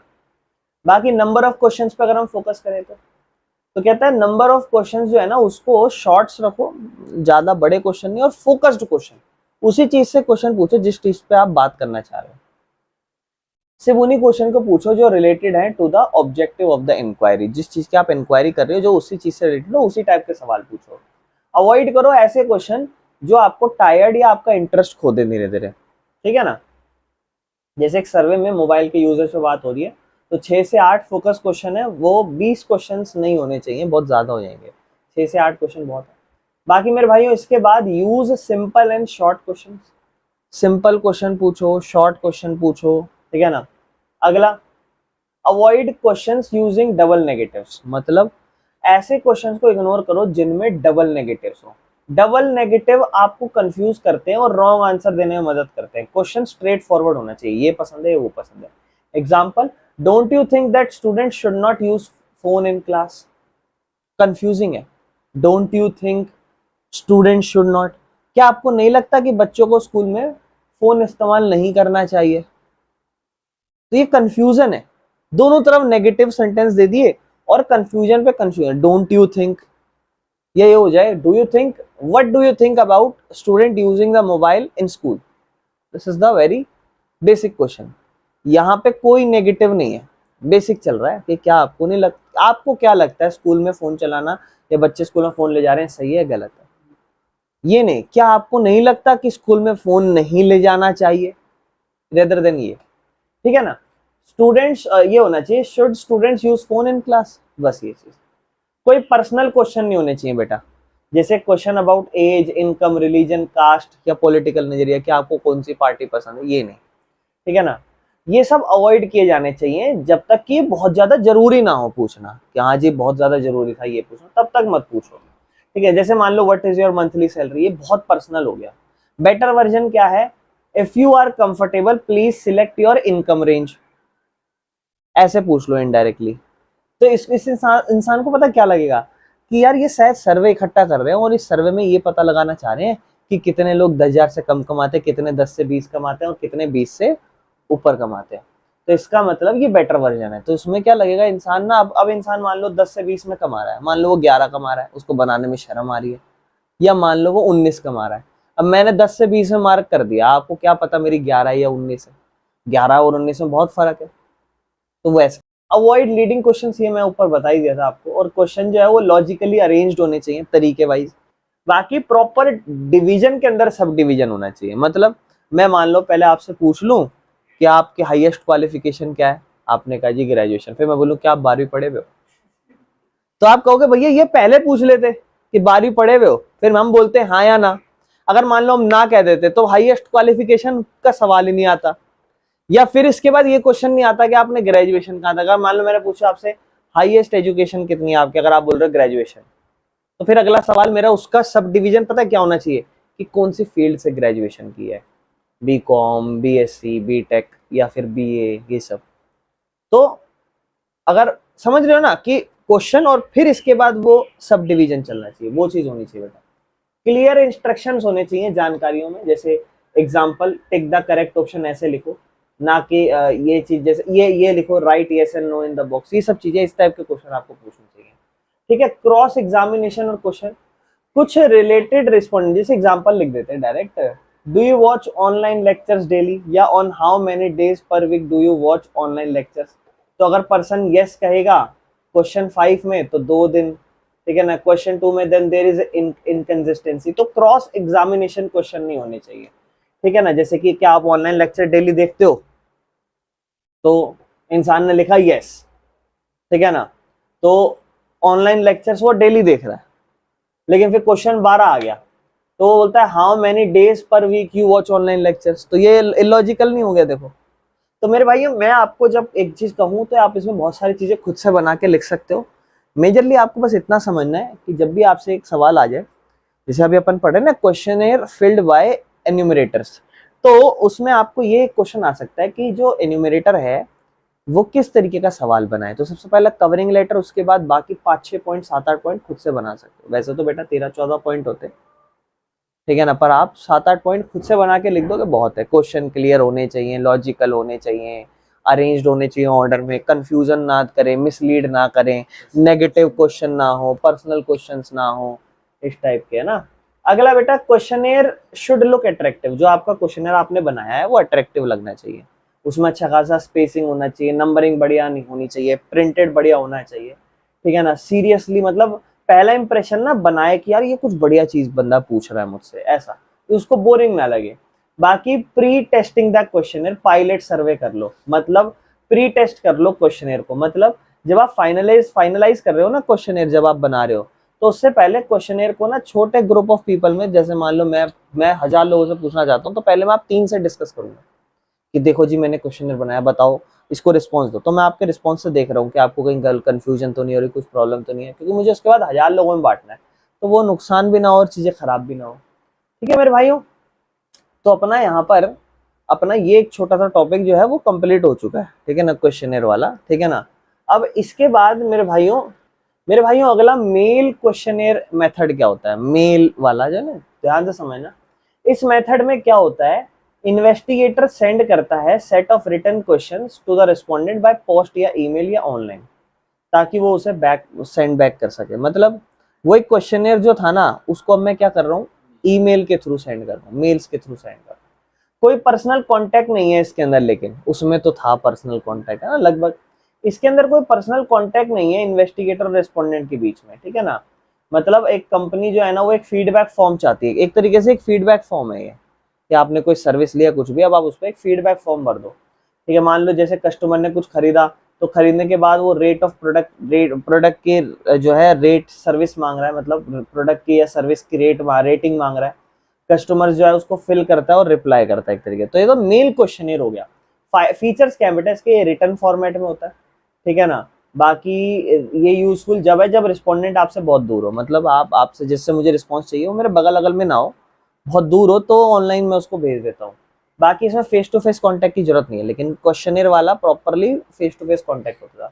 मेरे भाई इसके फायदे क्या है, फायदा अपने जैसे अपने को बोलता है कि इसमें कॉस्ट कम लगेगी, उसमें कॉस्ट आपको थोड़ी सी ज्यादा लग रही होगी, टाइम भी ज्यादा लग रहा था। बाकी लार्ज नंबर ऑफ पीपल्स तक पहुंच सकता है, वो बहुत वेरी लार्ज पॉपुलेशन में नहीं पहुंच पाता था, अगर आपको याद हो तो। बाकी इसमें जो है ना रिस्पोंडेंट, वो है ना अपने खुद की कन्वीनियंस के हिसाब से, अपनी जरूरत है, अपनी समझ के हिसाब से रिस्पॉन्स कर सकते हैं। कोई इंटरव्यूअर बायस नहीं होगा, याद है क्वेश्चनर जो होता था उसमें थोड़ी बायसनेस हो जाती थी, लेकिन इसमें नहीं होगा, क्योंकि आपने मेल लिख के भेज दिया, उस बंदे के ऊपर है, वो जैसे मर्जी भेजे, ठीक है ना। बाकी नुकसान क्या है कि इसमें रिस्पॉन्स होने का रेट कम होता है, मैंने ईमेल तो भेज दिया, आपने भरी ही नहीं मुझे वापस, तो इसमें चांसेस होते हैं कि लो रिस्पॉन्स आए। बाकी ये लिटरेट पीपलों के लिए ज्यादा ठीक रहता है, वहां याद है वहां पे इलिटरेट लोगों के लिए ठीक रहता है, क्योंकि खुद ही वो लिखते थे हम उसको, याद है। तो वह बाकी चीज, इसमें कंट्रोल नहीं है क्वेश्चंस पे, जितने मर्जी क्वेश्चंस पे आप रख सकते हो, बट ये नुकसान वाली चीज है, ठीक है ना। कभी कभी रिस्पोंडेंट जो होता है ना, वो इग्नोर कर देता है या क्वेश्चनों को स्किप कर देता है, ठीक है ना। इसको यूज कब करना चाहिए, जब बहुत ज्यादा लार्ज स्केल पे आप सर्वे कर रहे हो, या रिस्पोंडेंट जो होता है वो अलग अलग लोकेशन पे बैठा हो, या बजट भी आपका ज्यादा ना हो। मेरे भाइयों अपने अब सारे कंप्लीट हो चुके हैं, ठीक है ना। अब अपने पूरे 6 के 6 प्राइमरी डाटा कंप्लीट हो चुके हैं, ठीक है ना। अब अपने पास सेकेंडरी पे जाने से पहले अपने को नेक्स्ट चीजें समझनी है, that is called census and sampling. Census and sampling जो इस चैप्टर का नेक्स्ट पार्ट है एक तरीके से। अभी सेकेंडरी डाटा समझोगे बेटा, लेकिन उससे पहले आपको पता होना चाहिए कि सेंसस क्या होता है या सैम्पलिंग क्या होता है। ये इन्वेस्टिगेट करने की टेक्निक होती है। आप जब भी इन्वेस्टिगेट करते हो, चीज़ों का बारे में जानकारियां लेते हो, तो उस जानकारियों की टेक्निक का एक मेथड है, ये दो मेथड है, एक सेंसस और एक सैम्पलिंग। तो ध्यान रखना, ये बोलता है जब भी हम कलेक्ट करते हैं प्राइमरी डाटा, तो 2 टेक्निक से हम कलेक्ट कर सकते हैं, एक तो हम सेंसस करके और एक हम सैम्पलिंग करके। सेंसस में क्या होता है, कहते हैं सेंसस के अंदर हम कलेक्ट करते हैं information from every individual unit in the entire population. मतलब इस साल जैसे मान लो 11th में 5 लाख या 10 लाख बच्चे, तो इन 5 लाख 10 लाख बच्चों के मान लो कॉमर्स सेक्शन से हैं, इन सबसे मैं पर्सनली कुछ डाटा इकट्ठा करना चाहता हूँ। एक एक बच्चे को मैंने मेल सेंड कर दी, एक एक बच्चे को, एक भी बच्चा नहीं छोड़ा मैंने, सबको मैंने सेंड कर दी। तो ये सेंसस है बेटा। मतलब एक एक इंडिविजुअल को टारगेट करना सेंसस, समझ रहे हो? ठीक है ना। It study the whole population, ये पूरी पॉपुलेशन पे स्टडी करता है। दूसरा, ये आपको कंप्लीट और एक्यूरेट डाटा देता है। तीसरा, ये बहुत ज्यादा हाईली एक्यूरेसी, मतलब जब बहुत ज्यादा हाई एक्यूरेसी चाहिए हो तब इसकी जरूरत है। ठीक है ना। अगर मान लो गवर्नमेंट अपने देश की आबादी पता लगाना चाहती है तो वो पॉपुलेशन का सेंसस करेगी, जहाँ पे हर घरों में कितने लोग रह रहे हैं उसके बारे में पता लगाएगी। फायदे क्या है? बहुत ज्यादा एक्यूरेट है, रिलायबल है, आप इस पर विश्वास रख सकते हो। और ये बहुत ज्यादा जरूरी होता है जब आपको पॉलिसी बनानी हो, तब इस डाटा को आप इकट्ठा करते हो, क्योंकि आप इसमें पूरी पॉपुलेशन के बारे में बात कर रहे हो। सैंपलिंग में ऐसा नहीं होता होगा। एक तरीका है, अब डाटा इकट्ठा कर रहे हो ना, प्राइमरी डाटा इकट्ठा कर रहे हो, कलेक्शन ऑफ डाटा। दो तरीके हैं, या तो सेंसस कर लो या फिर सेंसस में क्या, जितने लोग हैं उतनों से डाटा इकट्ठा करो। सैंपलिंग में ऐसा नहीं होता। मतलब 100 लोग हैं, उसमें से 25 का ऐसा गुच्छा उठा लिया, इधर कर दिया, बोले इनसे पूछ लिया, सबके रिस्पॉन्स लिख लिए, डाटा इकट्ठा कर दिया और बोला collection of primary data by through sampling. लेकिन सेंसस में ऐसा नहीं था, 100 के 100 से बातें करनी थी, वो सेंसस था। ठीक है ना। नुकसान क्या है? ये थोड़ा कॉस्टली, अब जायज बात है, पूरी आबादी से पूछ रहे हो तो महंगा भी है और टाइम भी लेता है। ठीक है ना। और ये पॉसिबल नहीं है मूविंग पॉपुलेशंस के लिए, है ना। लेकिन वहीं अगर हम बात करें सैंपलिंग वाले तरीके की, तो सैंपलिंग में हम जानकारियां इकट्ठी करते हैं एक छोटे से पार्ट से पॉपुलेशन के, वही मैंने बोला ना 25 का गुच्छा उठा लो। ठीक है ना। और इसको फिर हम इससे कंक्लूजन निकालते हैं। ठीक है ना। बाकी ये रिप्रेजेंटेटिव यूनिट्स होती है, सस्ता पड़ता है और इसमें एक्यूरेसी डिपेंड करती है हमने किस टाइप के लोग इकट्ठे करें। अब 25 लोग इकट्ठे करें, बताओ 100 में ज्यादा डाटा एक्यूरेट आएगा या 25 में?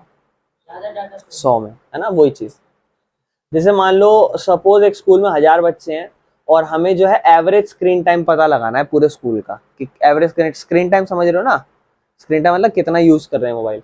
तो पूरे 1000 से पूछने से हमने क्या करा, हमने 100 बच्चे सिलेक्ट कर लिए अलग अलग क्लास के, क्लास में गए, एक एक क्लास से 5-5 बच्चे सिलेक्ट कर लिए, 1000 इकट्ठे करने में, पूरे 100 इकट्ठे हो गए, उनसे डाटा इकट्ठा कर लिया। क्या वो वाला और 1000 वाला डाटा सेम होगा? नहीं। लेकिन ऐसा हो सकता है, वो डिपेंड करता है हम किस टाइप का डाटा इकट्ठा कर रहे हैं। मेजरली हो सकता है कि मेजरली थोड़ा सा सेम ही हो, है ना, मेजरली, पर बहुत रेयर चांस है। बाकी इसमें टाइम कम लगता है मेरे भाइयों, पैसा भी कम लगता है, और ये जब बहुत ज्यादा आबादी हो ना, बहुत ज्यादा पॉपुलेशन हो, उसमें सही है। क्यों? क्योंकि सबका नहीं कर सकते ना, इसीलिए। बाकी ये सर्वे के लिए ठीक है, लेकिन इसके हम नुकसान की बात करें तो जरूरी नहीं है ये पूरा प्रॉपर एक्यूरेट होता है, थोड़ा कम एक्यूरेट होता है, और ये बायस्ड भी हो सकता है, क्योंकि जो बंदे मैंने उठाए हैं वो हो सकता है ना मैंने अपने जानकारी लोग उठाए हो, है ना। मान लो मैं पता करना चाहता हूँ, मान लो मैं बड़ा फेमस हो गया, बहुत बढ़िया टीचर बन गया मैं, तो मैं अब क्या कर रहा हूँ, एक स्कूल में गया और मैंने हर स्कूल में मैं चेक करना चाहा कि कितने लोग मुझे पसंद करते हैं, मेरी पढ़ाई को। तो मैंने सिर्फ वही बच्चे उठा लिए जो मेरे को जानते हैं बहुत अच्छे से, मुझे देख के खुश नजर आ रहे थे, अरे हाँ हम जानते।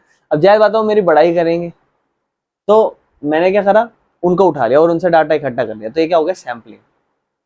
बायसनेस हो गई कि नहीं हो गई? मान लो बहुत से लोग यूँ खुजालते हैं कौन है ये, तो वो फिर मना करता है ना वो।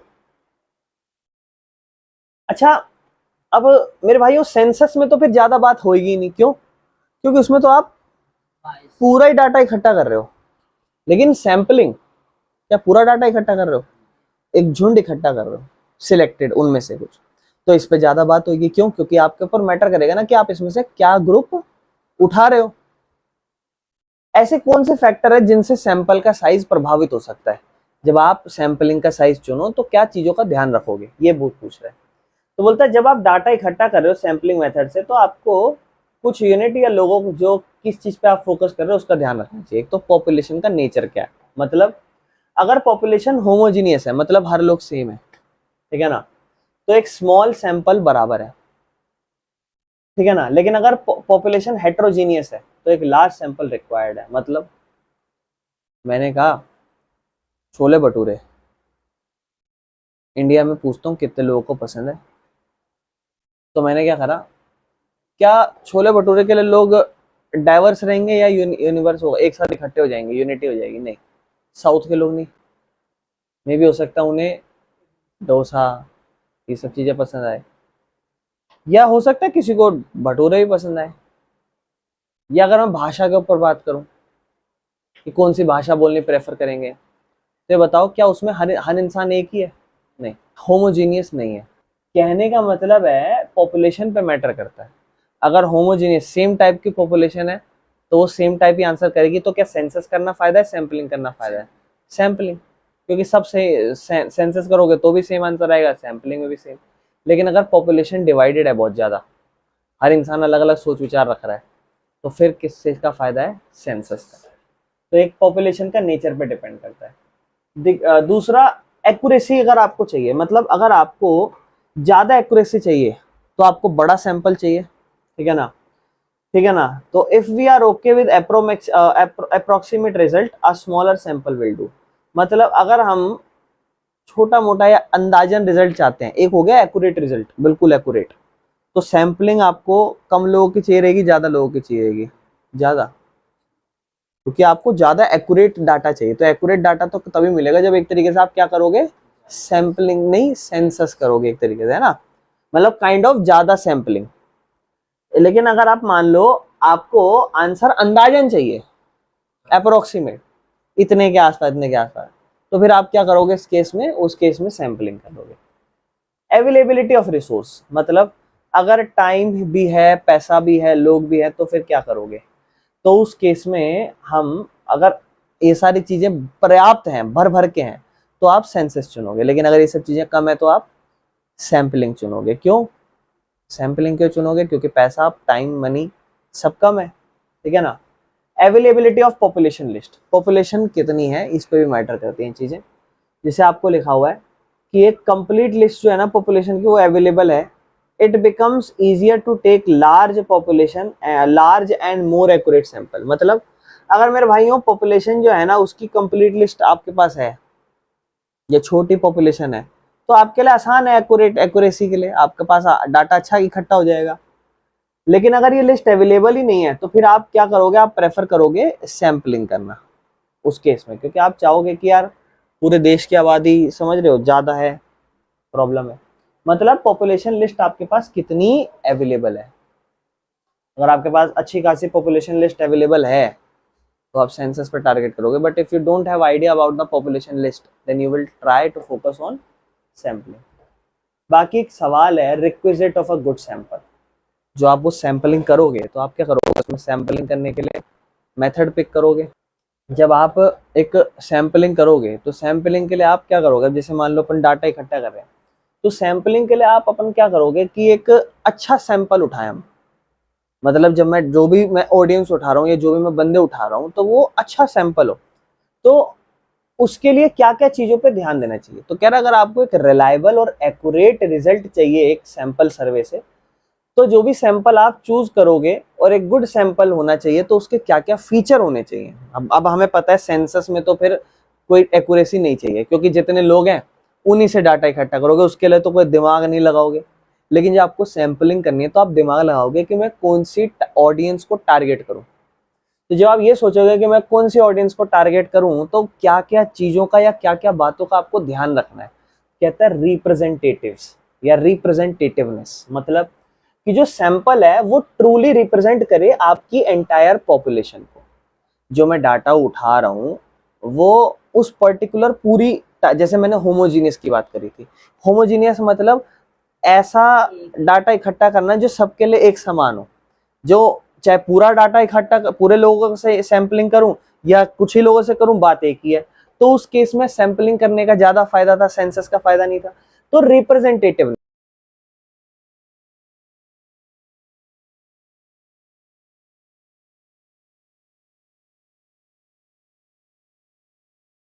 ये क्या दिखाएगा? तो इस केस में डिपेंड करेगा कि वो डाटा रिप्रेजेंटेटिवनेस किसकी है उसमें, ठीक है ना? जैसे एग्जांपल, अगर हम स्कूल के स्टूडेंट का सर्वे कर रहे हैं, ठीक है, तो सैंपल जो है ना वो इंक्लूड करेगा boys and girls and student from different classes and sections. अब जायज बात है, मैं सैंपलिंग करना चाहता हूँ, तो मान लो किसी भी टॉपिक पे सैंपलिंग, जैसे मैंने मान लो छोटा भीम नाटक जो है, कार्टून है, उस पर सैंपलिंग करना चाहता हूँ। तो मैं फर्स्ट क्लास है, मान लो 3 सेक्शन है, ABC, तीनों से 5-5 बच्चे रेंडमली उठा लूंगा। सेकंड क्लास तीनों से 5 पॉइंट, थर्ड क्लास तीनों से 5, फोर्थ तीनों से 5 पॉइंट। हो सकता है ऐसा कि जब मैंने थर्ड क्लास के ए सेक्शन से बच्चे उठाए, वो पांचों बच्चे ऐसे रहे हो जिनको बिल्कुल ना पसंद रहा हो, और बाकी क्लास में मेजॉरिटी लोगों को पसंद रहा हो। मान लो एक क्लास में 40 बच्चे थे और 40 में से 20 लोगों को पसंद था, 20 को नहीं पसंद था, यानी कि 50 की प्रोबेबिलिटी। लेकिन जो मैंने 20 में से उठाए ना 5 लोग पूरे 40 में से, वो ऐसे उठा लिए जिनको पसंद ही नहीं था। तो आप कहोगे भैया फिर तो आपका डाटा खराब हो जाएगा। ये मेरे भाइयों इसके चांसेस भी तो कम है ना, हैं चांसेस हैं ज्यादा खराब होने के, बट पॉइंट है आप जब सबका डाटा इकट्ठा नहीं कर सकते तो आप हर सेक्शन में से थोड़ा थोड़ा उठा लो, थोड़ा थोड़ा उठा लो। 40 हैं तो 5-5 उठा लो हर सेक्शन में से, कुछ ना कुछ तो अप्रोक्सीमेट डाटा मिलेगा सैंपलिंग वाला। दूसरा मेरे भाइयों साइज के ऊपर डिपेंड करती है, साइज को आपको ध्यान रखना है। मतलब सैंपल जो है ना वो ना तो बहुत ही ज्यादा छोटा और ना बहुत ही ज्यादा बड़ा हो। अगर 1000 बच्चे हैं तो करीबन 200 या 150 लोगों को उठा लो, बहुत है। ऐसा ना हो कि 20 ही लोग उठा लिए, और ऐसा ना हो कि 700-600 लोग उठा लिए। 700-600 उठा लिए तो 400 और कर लो, 1000 ही पूरे कर लो। और 150-200 के आसपास एक ऐसा है जो आपके लिमिट में, बहुत ज्यादा छोटा भी नहीं है और बहुत ज्यादा बड़ा भी नहीं।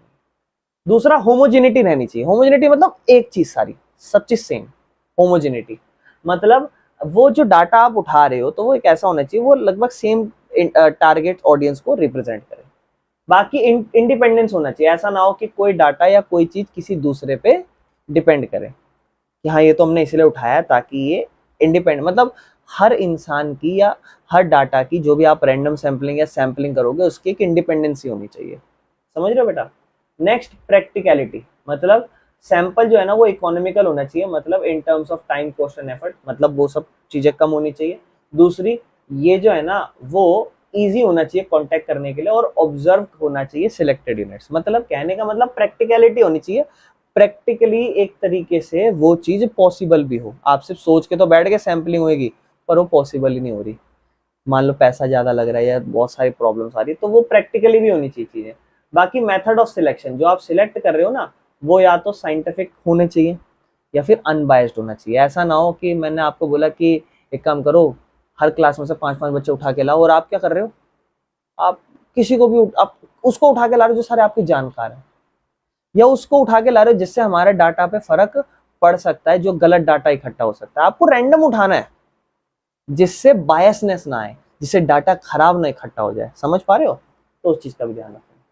बाकी मेरे भाइयों क्योंकि सेंसस में तो दिमाग खराब नहीं होना, सैंपलिंग में होना है, तो सैंपलिंग के टाइप्स आ जाते हैं। फिर वही चीज है, सिर्फ सैंपलिंग के टाइप्स है, एक रैंडम सैंपलिंग, फिर एक आती है नॉन रैंडम। और रैंडम मेरे भाइयों 2 टाइप की होती है, और उस रैंडम में 2 टाइप में दूसरे के फिर अपने 4 टाइप होते हैं, और नॉन रैंडम में फिर भैया अपने अपने 3 टाइप होते हैं।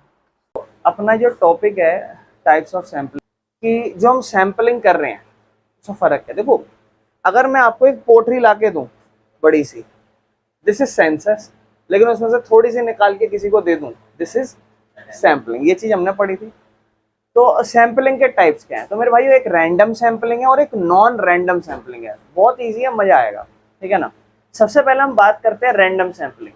Random sampling by chance without bias, बिना बायस हुए आंख बंद करी उठा दिया, वहां पर आपका बाय चांस कोई चीज हो रही है। जैसे रैंडम सैंपलिंग एक ऐसा मेथड है जिसके अंदर सिलेक्ट करते हैं हम सैंपल फ्रॉम अ पॉपुलेशन इस तरीके से कि हर यूनिट का बराबर चांस है सिलेक्ट होने का। क्यों? क्योंकि यहाँ पर हम बायसनेस नहीं कर रहे। जैसे मैं पहले यहाँ के सोच गया कि मैं तो इस साइड से उठाऊंगा, यहाँ मुझे अच्छे लोग लग रहे हैं, ये सही है, तो बायस नहीं है, आपका जो मन करेगा बस रैंडम, जिसकी किस्मत है उसको मिल गया। यानी कि हर किसी बंदे को ये लगेगा कि मैं आ सकता हूँ या मेरा बराबर चांस है, ठीक है ना। तो ये एक साइंटिफिक और अनबायस्ड है और ये रिलायबल है, बिकॉज इसके अंदर कोई पर्सनल चॉइस या इन्फ्लुएंस नहीं होता सिलेक्ट करने के लिए। कोई दिक्कत तो नहीं है, समझ में आ गया रैंडम सैंपलिंग।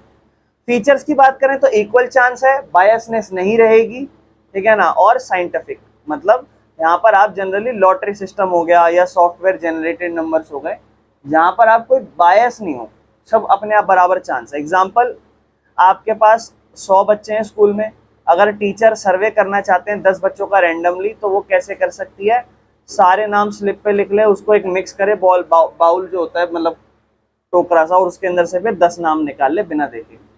ये तो किस्मत है ना। फायदे क्या हैं इसके? बायसनेस नहीं होगी मेरे भाइयों, आसान है समझने में, रिजल्ट इसमें रिलायबल हैं और इसको लार्ज पॉपुलेशन के लिए हम यूज कर सकते हैं। नुकसान क्या है? ये सुटेबल नहीं है जब पॉपुलेशन होमोजीनियस ना हो। अभी कल पढ़ते आ रहे थे, सेम टाइप की पॉपुलेशन होगी तो रैंडम सैंपलिंग या सैंपलिंग आसान है, लेकिन हेट्रोजीनियस हुई, अलग अलग टाइप की पॉपुलेशन है तो प्रॉब्लम है। कहीं सारी हेट्रोजीनियस सेम टाइप की ना उठ जाए। तो हेट्रोजीनियस में जब मजा आए जब अलग अलग तरीके की हर इंसान उठ जाए। समझ रहे हो?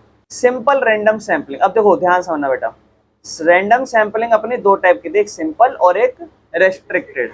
तो सिंपल रैंडम सैंपलिंग क्या है? तो एक ऐसा मेथड है जिसमें हम सिलेक्ट कर रहे हैं सैंपल पॉपुलेशन में से जहां से हर यूनिट का इक्वल चांस होता है, ठीक है ना, सिलेक्ट होने का, और वो प्योरली चांस के ऊपर है, कोई पर्सनल बायसनेस नहीं है। फीचर्स जैसे हम बात करें, equal chance of all units in the population, ठीक है ना। सिलेक्शन इज डन रैंडमली, या तो लॉटरी से या कंप्यूटर से। Every possible sample of the same size, हर किसी के पास प्रोबेबिलिटी है, हर किसी के पास चांस है चुने जाने का। मेथड क्या है? रैंडम सैंपलिंग में आप करते क्या हो? जैसे बेटा ध्यान, हम सैंपलिंग मेथड में, रैंडम सैंपलिंग में हम सिंपल रैंडम सैंपलिंग कर रहे हैं। तो आप बोलोगे भैया ये तो रैंडम सैंपलिंग ही लग रही है, जो आप ऊपर पढ़ा लगभग वैसा ही तो हम पढ़ा हुआ नीचे में। बेटा जब रेस्ट्रिक्टेड पढ़ोगे ना तब आपको सिंपल वाली समझ में आ जाएगी।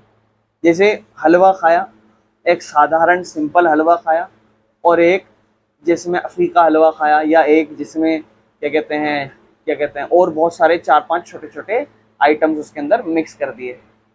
एक हो गया हलवा है, सिंपल हलवा, मिक्स्ड बहुत सारे हलवा। समझ रहे हो? तो ये ऐसे ही था सिंपल, जो बिल्कुल बेसिक अपना वैसे ही टाइप था, ठीक है। हाँ, रैंडम सैंपलिंग में हम क्या क्या मेथड अपना सकते हैं? तो एक तो वो लॉटरी वाला मेथड सबसे बढ़िया है। 100 जनों में लॉटरी है, एक मान लो 45 नंबर वाला मैं रखा कि 45 नंबर वाले को लॉटरी मिलेगी, लॉटरी बेचनी शुरू कर दी मिक्स करके, जो भी आ रहा है ले रहा है, बाद में जिसका भी आएगा वो जीत जाएगा, है ना। तो उसमें क्या हो रहा है, राइट नेम या नंबर हर स्लिप में लिख रहे हैं उसको, वही सेम चीज जो मैंने आपको बताया।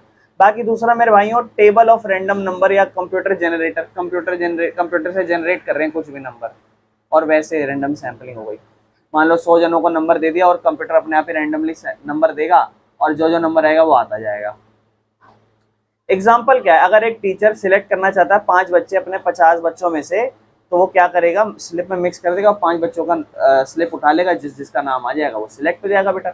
फायदे क्या है? पर्सनल बायस नहीं है, ट्रांसपेरेंट मेथड है, कुछ चीटिंग नहीं हो रही यहाँ पर, सबके पास बराबर चांस है और रिलायबल भी है ये। बाकी ये प्रैक्टिकल नहीं है ज्यादा आबादी के लिए, पूरे इंडिया के लिए प्रैक्टिकली पॉसिबल नहीं है, ठीक है ना। बाकी इसमें कंप्लीट लिस्ट जो है ना पॉपुलेशन की वो जरूरी है, ये एक नुकसान है। क्यों? भले आपको रैंडम आप सिलेक्शन कर रहे हो, सैंपलिंग कर रहे हो, लेकिन आपको डाटा तो सबका ही रखना पड़ेगा। जैसे सेंसस में आप क्या करते थे, सबका डाटा रखते थे, फिर सब एक एक करके सबसे डाटा कलेक्ट करते थे। लेकिन रैंडम सैंपलिंग में आप क्या करते हो, किसी को भी उठा लो, लेकिन किसी को भी उठाने के लिए आपको सबका नाम तो लिखना ही पड़ेगा ना, पूरे 50 बच्चों का, ठीक है ना। बाकी बेटा अब आते हैं रिस्ट्रिक्टेड पे, वो जो अपना रैंडम सैंपलिंग का दूसरा टाइप है रिस्ट्रिक्टेड, क्योंकि यहाँ से फिर आपको सिंपल में ज्यादा फर्क नजर आएगा। मेरे भाई अगर हम रिस्ट्रिक्टेड की बात करें तो रिस्ट्रिक्टेड रैंडम सैंपलिंग ऐसा टाइप है रैंडम सैंपलिंग का जहां पर कुछ कंडीशन या रेस्ट्रिक्शन लगा दी जाए, कुछ कंडीशंस लगा दी जाए। जैसे ये और सिस्टमेटिक या ऑर्गेनाइज बनाने के लिए, बोलो भैया रिस्ट्रिक्शन लगाएंगे तो हम बायसनेस की तरफ जा रहे हैं थोड़ा बहुत। अगर मैं रिस्ट्रिक्शन ही लगा दूं कि ये इस चीज पे नहीं, इस चीज पे करेंगे, सिर्फ ये चीज होगी, सिर्फ वो चीज होगी, तो भैया बायसनेस होगी, सर थोड़ा चांसेस है। अच्छा, रिस्ट्रिक्शन क्यों लगा रहे हैं? क्योंकि हम और एफिशिएंट या प्रैक्टिकल बनाना चाहें। आप तो वो आपके मन में सवाल होगा कि रिस्ट्रिक्शंस लगाने भी क्यों है, बेटा वो समझ में आएगा ताकि आप डाटा आसानी से कैलकुलेट कर सको। दूसरा, टाइम एफर्ट कॉस्ट बचाना चाहते हो, डुप्लीकेशन या ओवरलैप बचाना चाहते हो, या रिप्रेजेंटेशन बचाना मतलब मेंटेन करना चाहते हो। जैसे एग्जांपल ध्यान समझना, देखो अब मजा आएगा। आपके पास पॉपुलेशन है 1000 बच्चों की, आपने उसे क्लास ए बी सी इस तरीके से बांट दिया और रैंडमली सिलेक्ट कर लिया किसी एक क्लास को और सर्वे करा उसके हर बच्चों का, तो ये एक तरीके की क्लस्टर सैंपलिंग कहलाती है जो हम आगे पढ़ेंगे, ठीक है ना। तो ये हो गया रेस्ट्रिक्टेड सैंपलिंग। 1000 बच्चे थे, उन सबको डिवाइड कर दिया क्लास में। फॉर एग्जांपल क्लास 11th का भी section A B C, class 10th A B C, class 9th A B C, ऐसे, और रेंडमली सिलेक्ट करी एक क्लास, पूरी एक क्लास को बुला लिया और उनसे पूरा डाटा इकट्ठा कर लिया। तो ये सेंसस तो है नहीं, सेंसस तो जब होता जब पूरे 1000 को करता। रैंडम सैंपलिंग का ही टाइप है लेकिन रिस्ट्रिक्टेड, कि मैंने पूरे बच्चों में से क्लास एक ही पूछी और एक ही क्लास का भी एक ही सेक्शन पूछा, लेकिन वो जितने ही बच्चे थे सबसे पूछा। फायदे क्या है, ये ज्यादा प्रैक्टिकल है और ऑर्गेनाइज्ड है। जैसे मान लो, अब ध्यान समझना बेटा ये क्यों जरूरी है, मैं आपसे बताता हूँ। फॉर एग्जाम्पल एक टीचर थे, मैंने कहा इनके बारे में ओवरव्यू लेते हैं, कैसा पढ़ाते हैं, डाटा इकट्ठा करते हैं। छठी क्लास में गया, 7वीं में गया, 8वीं में गया, 9वीं, 10वीं, 11वीं, 12वीं, 5 और 6 क्लास में चला गया, सारी जितने भी थी, 7 के साथ 6, 7, 8, 9, 10, 11, 12 सब में चला गया। सब क्लास में जाके मैंने कहा भाई इस टीचर के बारे में बताओ, ये टीचर कैसे हैं। सब ने अपने अपने ओपिनियन दे दिए। बाद में आया, पता चला 6th के 3 सेक्शन में से एक सेक्शन में वो टीचर पढ़ाते थे, 2 में पढ़ाते ही नहीं थे। वेस्टेज हो गई कि नहीं हो गई? क्या उन 2 बच्चों से पूछना चाहिए था जिन्होंने पढ़ा ही नहीं रहे? 7th में किसी को ही नहीं पढ़ाते थे, पूछ लिया। 8th में तीनों को पढ़ाते थे, 9th में किसी को नहीं पढ़ाते थे, 10th में किसी को नहीं पढ़ाते थे, 11th में तीनों को पढ़ाते थे, 12th में 2 सेक्शन पढ़ाते थे। वेस्टेज है कि नहीं है? रिस्ट्रिक्टेड सैंपलिंग यहाँ काम ज्यादा करेगी या रैंडम सैंपलिंग? रिस्ट्रिक्टेड क्यों? क्योंकि मुझे पता है कि वो मुझे स्पेसिफिक एरिया को ही टारगेट करना है। मुझे छठी में पता है कि सिर्फ एक सेक्शन को पढ़ा रहे हैं, तो मैं सिर्फ उसी सेक्शन को इकट्ठा करूंगा, लेकिन मैं उसके पूरे क्लास से नहीं पूछूंगा। वहां से 40 बच्चे थे, 5 सिलेक्ट कर लिए। फिर 7th में गया, तीनों सेक्शन से पूछा, उन्होंने बोला भैया हमें तो पढ़ाते ही नहीं है। मैंने कहा अच्छा तुम्हें पढ़ाते ही नहीं है, तो मैंने छोड़ दिया उन्हें। 8th में गया, बोले हमें तीनों को पढ़ाते हैं, तो तीनों के 5 5 5 इकट्ठे कर लिए। फिर 9th को पढ़ाते ही नहीं, 10th को नहीं पढ़ाते मान लो, 11th के फिर 3 सेक्शन को 1 1 5 5 से, 12th के 2 उतने उतने। तो ये रैंडम सैंपलिंग तो है, लेकिन रिस्ट्रिक्टेड रैंडम सैंपलिंग है, यहाँ पर्टिकुलरली एरिया को टारगेट करा। समझ में आया मेरे भाइयों?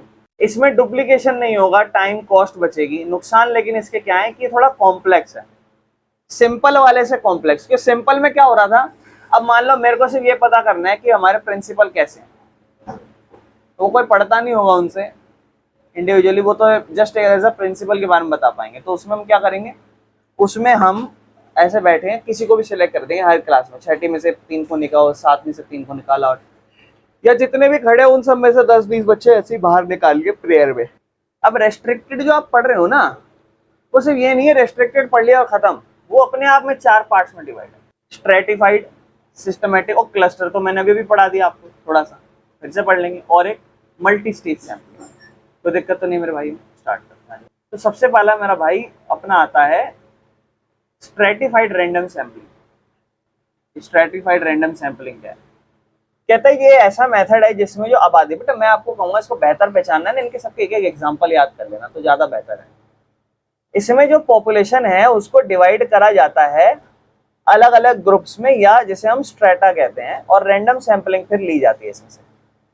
हर ग्रुप एक होमोजीनियस होता है, दूसरों से अलग होता है, ठीक है ना? होमोजीनियस तो होता है हर ग्रुप, लेकिन दूसरों से अलग होता है। एंश्योर करना इंपॉर्टेंट ग्रुप को पॉपुलेशन प्रॉपरली, ताकि रैंडमली सैंपलिंग हो पाए, ठीक है ना? पर्पस क्या है इसका? देखो एग्जांपल पे आया था डायरेक्ट। जैसे मान लो 1000 बच्चे हैं, पता चला 400 क्लास 11 से और 600 क्लास 12 से। तो अगर हम एक सैंपल बनाना चाहते हैं 100 बच्चों का और स्ट्रेटिफाइड मेथड यूज कर रहे हैं, तो 400 बच्चे हैं 100 में से, और मुझे निकालने अगर 100, तो मैं प्रॉपर कैलकुलेशन करके कर रहा हूँ, फ्रैक्शन बना के 400 बाय 1000, और कितने चाहिए 100, तो 100 से मल्टीप्लाई, तो एवरेज बन के आएगी 40 बच्चे इसमें से लो और 60 बच्चे इसमें से लो, ताकि हर इंसान को बराबर मौका मिले। जहां ज्यादा लोग हैं वहां से ज्यादा लोग उठा लो, जहां कम है वहां से कम, और इससे एक एक्यूरेसी बढ़ेगी। पॉपुलेशन अच्छे से डिवाइडेड थी तो उससे उतने उतने बंदे उठाए, तो वो उसके लिए यूजफुल है जब आपके थोड़े डिवीजन हो। इससे क्या हो रहा है ना, हर ग्रुप को प्रेजेंट किया जा रहा है, जिसकी जितनी आबादी है उतने लोग आएंगे, समझ रहे हो? लेकिन इसमें क्या ना, होमोजीनियस तो थे एक ग्रुप, सारे स्टूडेंट तो हैं लेकिन एक दूसरे से अलग हैं। क्यों? क्योंकि कुछ क्या थे 11th के और कुछ क्या थे 12th के थे, ये चीज। इसको करने का मकसद क्या है भाई, हमें पता है हर ग्रुप इंपॉर्टेंट है, ठीक है ना, पॉपुलेशन में, तो प्रॉपरली ये चीजें होनी चाहिए। स्टेप्स क्या है इसको कराने के, तो स्टेप्स बड़ा सिंपल है, पॉपुलेशन को डिवाइड कर दो, पहले कितने कितने ग्रुप्स हैं, एज जेंडर के हिसाब से, इनकम के हिसाब से करना है कर दो, फिर उसके बाद एक रैंडम स्ट्रेटम बनाओ सिंपल सैंपल रैंडमली का, और सबको कंबाइन करो फाइनल सैंपल बनाने के लिए, जिसे एग्जांपल मैंने आपको पढ़ाया। इसके नुकसान क्या है कि इसके लिए ना प्रॉपर स्ट्रेटा, प्रॉपर डिवीजन करना ये सब आसान नहीं होता, थोड़ा मुश्किल होता है, कॉम्प्लेक्स है, थोड़ा टाइम भी लगता है इसमें, और इसके लिए जानकारी ज़्यादा चाहिए आपको। तो ये एक रेस्ट्रिक्टेड मेथड था मेरे भाइयों। दूसरा रेस्ट्रिक्टेड मेथड है अपना सिस्टमैटिक सैंपलिंग। ये क्या है, ये एक ऐसा मेथड है जहां पर आप सिलेक्ट करते हो यूनिट को पॉपुलेशन पे रेगुलर इंटरवल्स पे after choosing a random starting point. मतलब एग्जांपल पढ़ लेते हैं डायरेक्ट, ठीक है ना।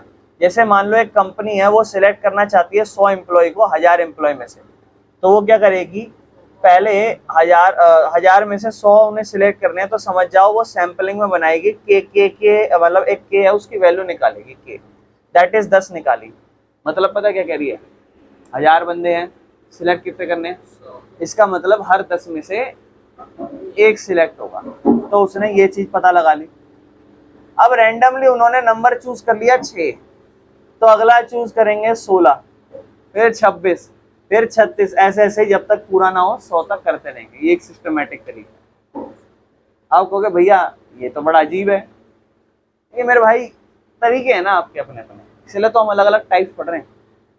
इसके फायदे कब है, ये आसान है और सिंपल है इसको यूज करना, और ये इंश्योर करता है कि सैंपल बराबर से बटा हुआ हो पॉपुलेशन। क्यों, इससे आप पूरे 1 से 1000 तक के हर बंदे से नंबर उठाओगे। मान लो पहले आपने उठा लिया, मान लो 5वां, फिर क्या उठाओगे, 15वां उठाओगे, फिर तो आप क्या हुआ 1 से 10 में सब रिप्रेजेंट करे ऐसे ऐसे, ठीक है ना। इससे क्या है ना, टाइम भी बचता है और ये एफर्ट्स भी बचाता है रैंडम सैंपलिंग के हिसाब से देखें तो। बाकी बड़ी आबादी के लिए भी बढ़िया है, क्योंकि हर बंदे तो सिलेक्ट कर ही रहे हो ना आप। नुकसान क्या है इसके, नुकसान में कहता है अगर मान लो कोई हिडन पैटर्न रह गया पॉपुलेशन में, जो आप देख रहे हो कि इंटरवल वाइज इंटरवल चल रहे हो, तो एक हो सकता है कि बायस सैंपल बन जाए, मतलब इसमें बायसनेस हो सकती है, ये चीज है। दूसरा, ये सुटेबल नहीं है जब population list is not available और अनऑर्डर्ड। मतलब अगर मान लो पॉपुलेशन लिस्ट ही नहीं है आपके पास, मान लो यहाँ बोल दे 20 बच्चे हैं चुन लो जी, या 2000 बच्चे आपके सामने रख दे, बोले चुन लो अब आप, और आपके पास क्या लिस्ट, आप बोलोगे 6ठा नंबर खड़ा है, बोले भाई 6ठे नंबर ही नहीं दिया हमें, तो वहां नहीं चल पाएगा, ठीक है ना। या फिर अनऑर्डर्ड होगा, ऑर्डर तरीके से नहीं कर रखा होगा लोगों को, उस तरीके से। क्लस्टर सैंपलिंग ऑलरेडी बता चुका हूं मैं आपको, इसमें हम ग्रुप्स में डिवाइड कर देते हैं, ठीक है ना, और फिर कुछ ग्रुप्स को इकट्ठा कर दिया जाता है, प्रॉपरली पूरा ग्रुप उठा देंगे। जैसे मैंने आपको ऊपर एग्जाम्पल में पढ़ाया था कि पूरा स्कूल था 1000 बच्चों का, जिसमें से class A B class C पूरा उठा लिया है ना, वैसे नहीं पूरा पूरा मान लो। जैसे पॉपुलेशन को हमारे देश की जो पॉपुलेशन है उसको जैसे गांव में, स्कूल में, सिटी ब्लॉक्स में ऐसे डिवाइड कर दिया, और उसमें से कुछ लोगों को रेंडमली सिलेक्ट कर लिया, ताकि हर मेंबर उस सिलेक्टेड क्लस्टर में से आ जाए। जैसे हमने क्या करा, हमने कहा जी इस देश में हम पुलिस वालों को अलग इकट्ठा कर देते हैं, सारे मेडिसिन मतलब डॉक्टरों को अलग इकट्ठा कर देते हैं, लॉयर अलग इकट्ठा कर देते हैं, और सीए सब अलग अलग इकट्ठा कर देते हैं। फिर सब में से एक एक इंसान को रेंडमली 5-5 लोगों को ले आते हैं, ये क्लस्टर हो गया। एग्जाम्पल, डिस्ट्रिक्ट में 20 गांव थे, तो आपको क्या है लिविंग कंडीशन जाननी है उनकी, तो उसमें आपने करा क्या, 5 गाँव को सिलेक्ट करा 20 में से, और उसमें आपने सर्वे करा हर गाँव का। तो आपके पास 20 गाँव हैं, लेकिन आप सिलेक्ट कितने कर रहे हो, 5, क्योंकि आप पूरे 20 के 20 नहीं पढ़ोगे, लेकिन जो 20 आपने सिलेक्ट करे उसमें पढ़ोगे सबके बारे में, ठीक है ना। हाँ ये चीज़ है इस तरीके से। जैसे मान लो बेटा क्लास है स्कूल में, ठीक है ना, मुझे स्कूल के हालात जानने हैं, तो मैंने क्या करा, डायरेक्ट 8वीं क्लास में चला गया या 9th में चला गया और स्कूल के हाल जान लिए। मतलब ना मैंने किसी 7th को पूछा, 6th को पूछा, 10th 11th कुछ नहीं, डायरेक्ट गया 8th क्लास या 9th क्लास पूरी उठा ली, एक एक बच्चे से बात कर ली। अब बताओ 9th 10th वालों से बात नहीं हुई, 11th से बात नहीं हुई, तो क्या सही है। हर किसी के अपने फायदे नुकसान है। फायदे क्या है, कहता है ये कॉस्ट और टाइम बचाता है, पूरा सिलेक्ट करोगे से बढ़िया कुछ ही थोड़ा बहुत कर लो। यूजफुल है जब पॉपुलेशन बहुत ज्यादा बड़ी और फैली हुई हो आराम से। बाकी इसे लागू करना बड़ा आसान है ना, अगर क्लस्टर नेचुरली एग्जिस्ट करता है तो। नुकसान क्या है कि ये थोड़ा कम एक्यूरेट हो सकता है, क्योंकि ना इसमें हेट्रोजीनियस वाली चीज आ सकती है। अब 9th क्लास है, वो 9th है, वहाँ सारे 9th के ही हैं। 8th 7th अलग होगा, 10th 11th अलग होगा, तो वहाँ प्रॉपर अलग चीजें हो सकती है, रिजल्ट बायस भी हो सकता है। मेरे भाई होमोजीनियस मतलब सब चीज सेम टाइप का डाटा, हर बंदे का सेम सोच विचार है, हर बंदा सेम। हेट्रोजीनियस जहाँ अलग अलग टाइप के बंदे हो। मान लो मेरे को आपसे डाटा इकट्ठा करना है, अगर आप सारे होमोजीनियस हो, सेम टाइप के हो, तो एक से बात कर लो, दो से बात कर लो, खत्म, सबसे बात करने के। लेकिन हेट्रोजीनियस हो, वो चीज है, समझ रहे हो।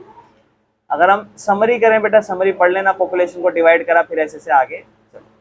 लास्ट आता है इसमें बेटा मल्टीपल सैम्पलिंग। कहता है मल्टीपल सैम्पलिंग ऐसा मेथड है जहां पर more than one sampling method is use. कहता है एक से ज्यादा मेथड जब आप यूज करते हो। कहता है जैसे मान लो एक सैंपल सिलेक्ट कर लिया पहले आपने, जैसे मान लो एक क्लस्टर सैंपलिंग कर रहे हो आप, फिर आप उसके अंदर फर्दर और सिंपल रैंडम सैंपलिंग कर रहे हो, मतलब एक ही दो टाइप के मेथड यूज कर रहे हो। पहले आपने क्या करा, ध्यान सुनना। मान लो मुझे क्लास 11th का सर्वे करना था पूरी स्कूल में से, तो ये कौन सी सैंपलिंग हो गई, क्लस्टर सैंपलिंग हो गई। पूरी क्लास का 11th का एक एक बच्चा, अगर मैं पूरी क्लास 11th का एक एक बच्चा पूछ रहा हूँ तो ये क्लस्टर सैंपलिंग है। तो मैंने पहले क्लास 11th इकट्ठी कर दी, और अब क्या करा ना, क्लास 11th में 5-5 बच्चे उठा लिए, सारे नहीं उठा रहा, तो ये तो सिंपल रैंडम हो गया। तो क्लस्टर के अंदर सिंपल रैंडम सैंपलिंग कर ली, एक ही के अंदर दो दो मेथड यूज कर लिए। एग्जाम 100 स्कूल थे, 100 स्कूल में से 10 स्कूल सिलेक्ट करे और उसमें से भी 30-30 बच्चे उठा लिए, तो क्लस्टर, क्लस्टर के अंदर रैंडम। फायदे क्या है, जे ज्यादा आबादी के लिए बढ़िया है, ठीक है ना, टाइम और कॉस्ट बचा सकता है, और ज्यादातर ये इसमें क्या होता है ना, आप कंबाइन करते हैं दो मेथड को, तो फायदा हो जाता है, दो दो मेथड यूज हो रहे हैं। नुकसान क्या है, थोड़ा कॉम्प्लेक्स है, मुश्किल पड़ जाता है, ठीक है ना। बाकी इसके अंदर केयरफुल प्लानिंग चाहिए ताकि एरर ना आए, ठीक है ना। बस मेरे भाइयों चारों मेथड अपन पढ़ चुके हैं, बाकी एक एक चीजें याद रखना। क्या, सबसे पहले सिंपल रैंडम है, बिल्कुल सिंपल रैंडम सैम्पलिंग, ठीक है ना। सिंपल रैंडम सैम्पलिंग में अपन समझे कि ये तो बिल्कुल है, हर किसी का बराबर चांस है, तो बेसिक था। फिर हमने सिस्टमैटिक, जैसे सिस्टमैटिक अपन ने पढ़ लिया। तो मेरे भाइयों सिस्टमैटिक बड़ा वही है कि जितनी भी आबादी है उसमें से एक नंबर सिलेक्ट कर लो, और फिर वही नंबर एक के यूनिट सेलेक्ट कर लो, और फिर वही हर टाइम बाद वही, जैसे छठे नंबर की करी तो 16, 26, 36, 46, 56, 66, 76 ऐसे। स्ट्रेटिफाइड मेरे भाइयों स्टार्टिंग में अपन ने पढ़ा था, बिल्कुल स्टार्टिंग में, जहाँ पे हम क्या कर रहे थे, पॉपुलेशन को डिवाइड कर रहे थे अलग अलग ग्रुप्स में। तो मैंने आपको क्लासों का एग्जांपल लिया था, जैसे मुझे पता लगाना है मैथ्स के टीचर के बारे में, एक पर्टिकुलर टीचर का नाम, मान लो कोई राम कुमार टीचर का नाम है, वो राम कुमार जिस जिस क्लास को पढ़ाएंगे मैं उन्हीं से डाटा इकट्ठा करूंगा, तो इसलिए मैंने सबको क्या करा, ग्रुप में डिवाइड कर दिया, और फिर वही वही क्लास से 5-5 बच्चे उठा लिए।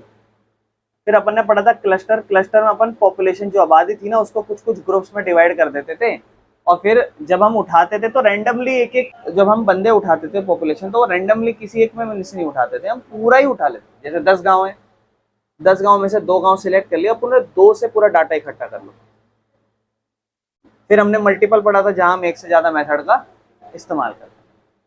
लेकिन अब ये तो सारा पूरा का पूरा अपना रैंडम सैम्पलिंग था, नॉन रैंडम सैम्पलिंग भी है, ठीक है ना। रैंडम मतलब हर किसी के बराबर चांस है, ठीक है ना। अब ये अपन पढ़ेंगे नॉन रैंडम। नॉन रैंडम में जजमेंट, कोटा, कन्वीनियंस है। आओ मेरे भाइयों नॉन रैंडम, अब देखो रैंडम तो क्या, रैंडमली किसी को सिलेक्ट कर लिया, सब में बायसनेस के चांस कम थे, ये तो बोल ही रहे नॉन रैंडम। एक क्लास में गया, 2 बच्चे सिलेक्ट करने थे, मेरे जानकार के बच्चे थे, मैंने इकट्ठे कर दिए। कहने को तो सैंपलिंग ही है, सब थोड़ी ना इकट्ठा कर रहे हैं, लेकिन non random. Non random sampling is a method जहां पे हम सिलेक्ट कर रहे हैं एक ऐसा सैंपल जहां हर मेंबर के पास बराबर चांस नहीं होता।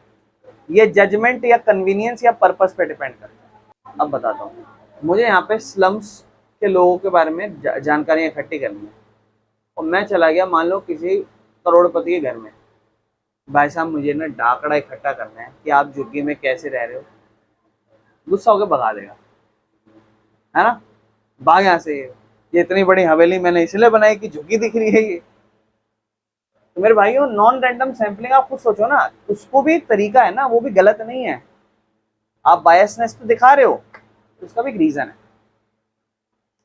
सीधी सी भाषा में नॉन रैंडम सैम्पलिंग में इन्वेस्टिगेटर जो होता है ना, वो सिलेक्ट करता है पूरा क्या कहते हैं अपनी कन्वीनियंस के हिसाब से अपने सारे चॉइसेस, और फिर जो होता है उनको बराबर चांस देता है, मतलब बराबर चांस देने से बजाय वो कर लेता है। समझ रहे हो मैं क्या कहना चाह रहा हूँ? मतलब बराबर चांस नहीं है सिलेक्ट करने के, नॉन रैंडमली सिलेक्ट कर रहा है, बायसनेस कर रहा है। एग्जाम्पल, सपोज एक रिसर्चर है जो बच्चों के बारे में पढ़ाई करना चाहता है, ओपिनियन जानना चाहता है, तो उसने अपने दोस्तों से ही पूछ लिया, तो एक नॉन रैंडम हुआ कि नहीं हुआ? क्योंकि अगर आप रैंडमली सिलेक्ट करते तो आप हर बंदे से पूछते। अब मुझे पता लगाना है कि रामजस 5 ये खालसा में क्या हाल है, मैंने तुमसे पूछ लिया। मान लो कल को वो मुझसे पूछे तो मैं कह रहे बहुत बुरा ये वो ऐसे वैसे, या बहुत अच्छा ये वो ऐसे वैसे, तो ये तो नॉन रैंडम सैंपलिंग से डाटा इकट्ठा हुआ ना। एक्चुअल में तो 10 लोग और होते या पूरे स्कूल से हम जाके जानकारी प्राप्त करते, वो रैंडम सैंपलिंग होती, हर इंसान से पूछते। लेकिन अब ये क्या हो गई? Non random sampling. Main feature क्या है मेरे भाइयों इसके? तो मेरे भाइयों ये जजमेंट पे डिपेंड करती है, कन्वीनियंस या फिक्स कोटा पे, जो हम आगे पढ़ेंगे अभी हम, ठीक है ना। ये सस्ती होती है मेरे भाइयों और जल्दी हो जाता है, और ये बायस्ड हो सकती है। तो अब मेरे भाइयों जो अपन ने 3 देखे थे ना, उस पर बात करते हैं। Judgement, Kota, convenience. जजमेंट वाला अपनी जजमेंट से बना रहे होंगे अपने हिसाब से सोच के। जजमेंट की अगर हम बात करें तो जजमेंट सैंपलिंग एक नॉन रैंडम सैंपलिंग है, जहां पे इन्वेस्टिगेटर सिलेक्ट करता है sample based on his knowledge, experience और जजमेंट।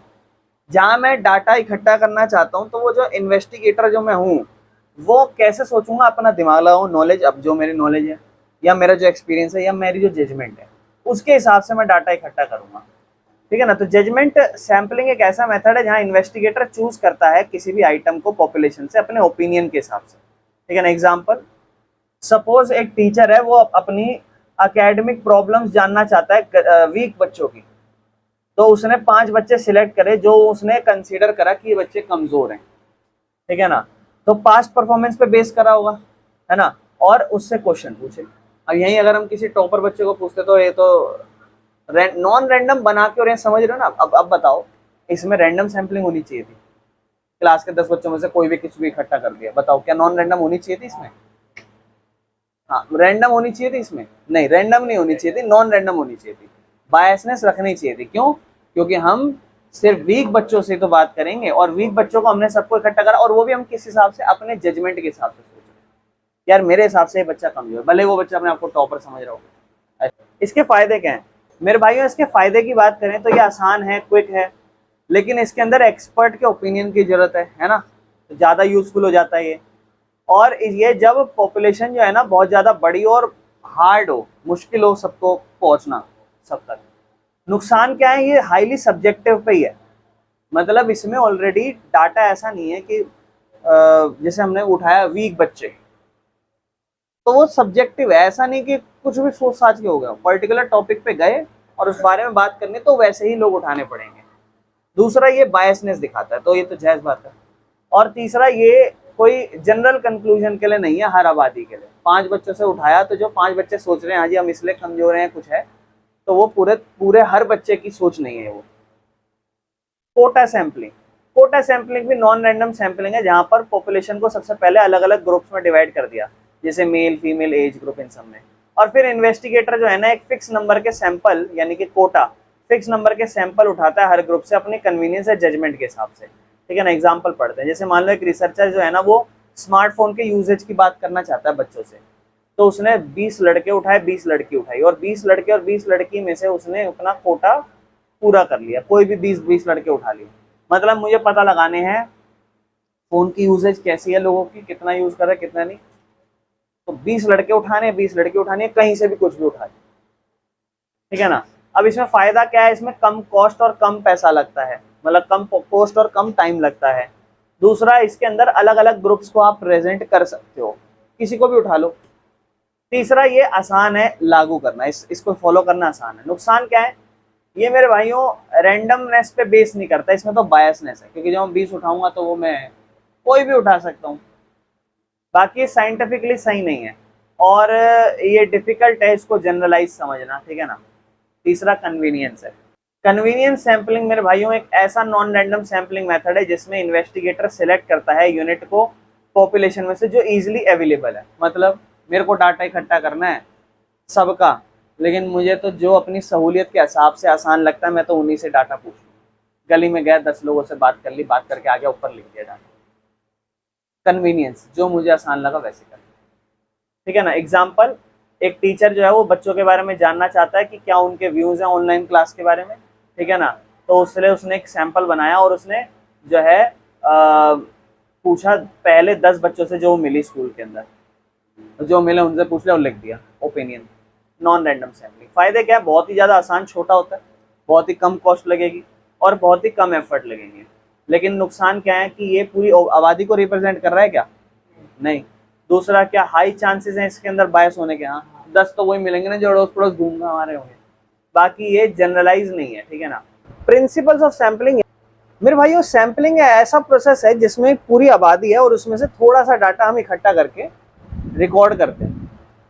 तो प्रिंसिपल्स क्या होने चाहिए सैम्पलिंग के, तो सैम्पलिंग एक ऐसा प्रोसेस है जिसमें हम छोटा सा ग्रुप सिलेक्ट करते हैं बड़ी आबादी में से, टू एंश्योर दैट सैंपल जो है वो आपको सही और यूजफुल रिजल्ट दे रहा है। कुछ प्रिंसिपल्स का ध्यान रखना चाहिए, कुछ बेसिक मॉरल ड्यूटीज हैं जो आपको फॉलो करनी चाहिए जिससे आपका डाटा सैंपलिंग वाला सही से इकट्ठा हो। अगर मैं सेंसस की बात करूं तो उसमें डाटा सही इकट्ठा होगा क्योंकि सारी आबादी है। लेकिन सैंपलिंग में हम क्या करते हैं ना, हम एक पोर्शन उठाते हैं छोटा सा, तो भाई वो सही इकट्ठा होना चाहिए ना, इसका हमें ध्यान रखना है। तो क्या क्या प्रिंसिपल्स हमें ध्यान रखने चाहिए, लॉ ऑफ स्टैटिस्टिकल रेगुलरिटी, मतलब एक random selected large people population में से जो हम उठा रहे हैं will likely represent the characteristics of whole population. इसका मतलब well chosen large sample give result to the close to the whole group. मतलब भाई इस बात का ध्यान रखना है आपको, पहला लॉ ऑफ स्टैटिस्टिकल रेगुलरिटी, मतलब जो भी आप पूरा झुंड में से, पूरा सेंसस में से छोटा छोटा जो भी आप सैंपल उठा रहे हो वो ऐसा ना हो कि पूरे डाटा का, अगर एक डाटा इकट्ठा रिकॉर्ड करते हैं पूरी पॉपुलेशन का तो कुछ अलग रिस्पॉन्स बनता, और इसको इकट्ठा करा तो कुछ अलग रिस्पॉन्स बन रहा है। मतलब अगर मुझे पूरे स्कूल के ओपिनियंस जानने हैं एक टीचर के बारे में या कुछ भी, तो मैं जिस जिस क्लास को पढ़ाते हैं उनसे 5-5 बच्चे उठा लूं, डाटा सही इकट्ठा होगा, है ना। अगर ऐसा ना हो और मैं हर किसी एक क्लास में चला गया उसके पूरे बच्चों से पूछ ले, बताओ ये सर कैसे हैं, ये सर कैसे हैं, और बच्चों ने बता दिया, बाद में बोला सर हमने आपको बता तो दिया पर ये बच्चे सर हमें पढ़ाते नहीं है, खराब हो जाएगा ना डाटा, मजा खराब हो जाएगा आपका। तो ये प्रिंसिपल फॉलो करना चाहिए आपको, ठीक है ना। दूसरे इंपॉर्टेंट पॉइंट्स क्या, work only when the sample is random, मतलब जब काम करो जब सैंपलिंग आप रैंडम तरीके से कर रहे हो तो एक्यूरेट आएगा रिजल्ट आपका। एग्जाम्पल, 500 बच्चे चूज करने हैं, 10,000 बच्चों में से उनका एवरेज मार्क्स चेक करना है, तो जो सिलेक्शन है वो फेयर होना चाहिए, है ना। फेयर नहीं होगा तो फिर सबका रिजल्ट अलग आने लग जाएगा। दूसरा law of inertia of large numbers, मतलब लॉ कहता है कि जो लार्जर जितना बड़ा सैंपल है उसमें मोर सुटेबल और रिलायबल स्टैटिस्टिकल रिजल्ट होना चाहिए उसका।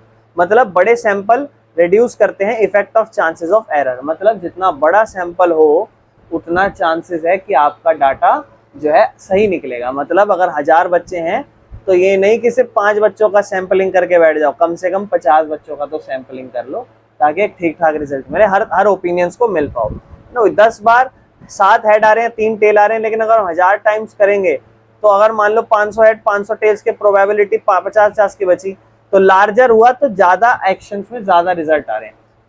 कम आउटकम मानोगे, मतलब हेड और टेल से पता लगाना है कि क्या आउटकम बन रहा है, उस 10 बार करा 7 बार हेड आ गया 3 बार टेल आ गया। क्योंकि अगर 1000 बार करता तो पता चला कि मान लो 555 बार और 445 बार डाटा आया है ऐसा हेड और टेल का, तो ये थोड़ा ज्यादा एक्यूरेसी दिखाएगा आपको रेदर देन ये, है ना।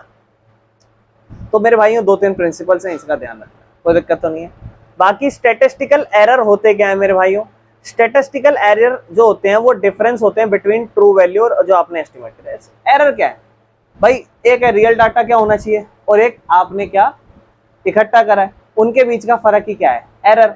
अगर आपने इकट्ठा वही करा है और डाटा भी वही है, क्या कोई एरर होगा, नहीं, तो वो एरर नहीं है। लेकिन अगर आपने कुछ अलग डाटा इकट्ठा करा और डाटा कुछ हो रहा है तो स्टैटिस्टिकल एरर हो गया। तो जो भी एस्टिमेटेड आपने वैल्यू करी और ट्रू वैल्यू, इन दोनों के बीच का फर्क ही स्टैटिस्टिकल एरर कहलाता है।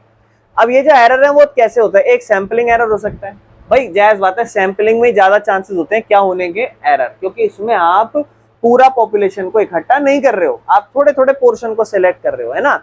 जैसे वही कि ये सिर्फ सैंपल सर्वे में होता है, सेंसस में नहीं होता, है ना, वही सैंपल वाले एरर। ठीक है मेरे भाइयों। और एक हो सकते हैं non sampling error. Non sampling error क्या हो सकते हैं भाई? सैंपलिंग में तो चांस ही होता है एरर होने का, लेकिन अगर हम नॉन सैंपलिंग, सैंपलिंग नहीं कर रहे उसके बाद भी क्या कोई एरर हो सकता है? हाँ, एक हो सकता है मेजरमेंट एरर। मान लो आपने नाप ही गलत लिया हो, या फिर रिस्पॉन्स एरर, आपका रिस्पॉन्स ही किसी ने आपको गलत दे दिया हो, तो हो गया ना एरर। या नॉन रिस्पॉन्स, कुछ लोगों ने रिस्पॉन्स ही नहीं करा, उसका एरर, ठीक है ना। या फिर प्रोसेसिंग एरर, जब आप चीजों को रिकॉर्ड कर रहे हो उसमें कोई गलती कर दी, कैलकुलेशन कर रहे हो उसमें कोई गलती कर दी, या सिलेक्ट करने में आपने गलत इंसान को सिलेक्ट कर रहे हो, गलत चीज सिलेक्ट कर रही हो, तो क्या ये सारे सैंपलिंग वाले एरर हैं? नहीं, ये तो आपकी मैथमेटिक्स वाली मिस्टेक्स हैं, बेसिक्स ह्यूमन एरर है जो, है ना। तो एक हो गया सैंपलिंग के डाटा ही गलत उठा लिया, और एक बार डाटा वाटा सब उठाया लेकिन उसके बाद चीजें गलत कर दी, या उससे पहले चीजें गलत कर दी। ठीक है मेरे भाइयों। बाकी स्टैटिस्टिकल एरर को कैसे नापोगे? मतलब अगर मान लो मैं स्टैटिस्टिकल एरर नाप रहा हूं, मेरे को पता लगाना चाहता हूं कि मेरे क्या एरर हुए, मैं पता लगाना चाहता हूं, तो कहता है दो तरीके हैं एरर नापने के। पहला तरीका है कि ये आपको एक्चुअल एरर बताएगा कितना एरर है। तो कहता है पहले वाला क्या है? एब्सोल्यूट एरर है, मतलब जितना आपने ऑब्जर्व करा उसमें से ट्रू वैल्यू माइनस करो तो आपको पता चल जाएगा कितना एरर है।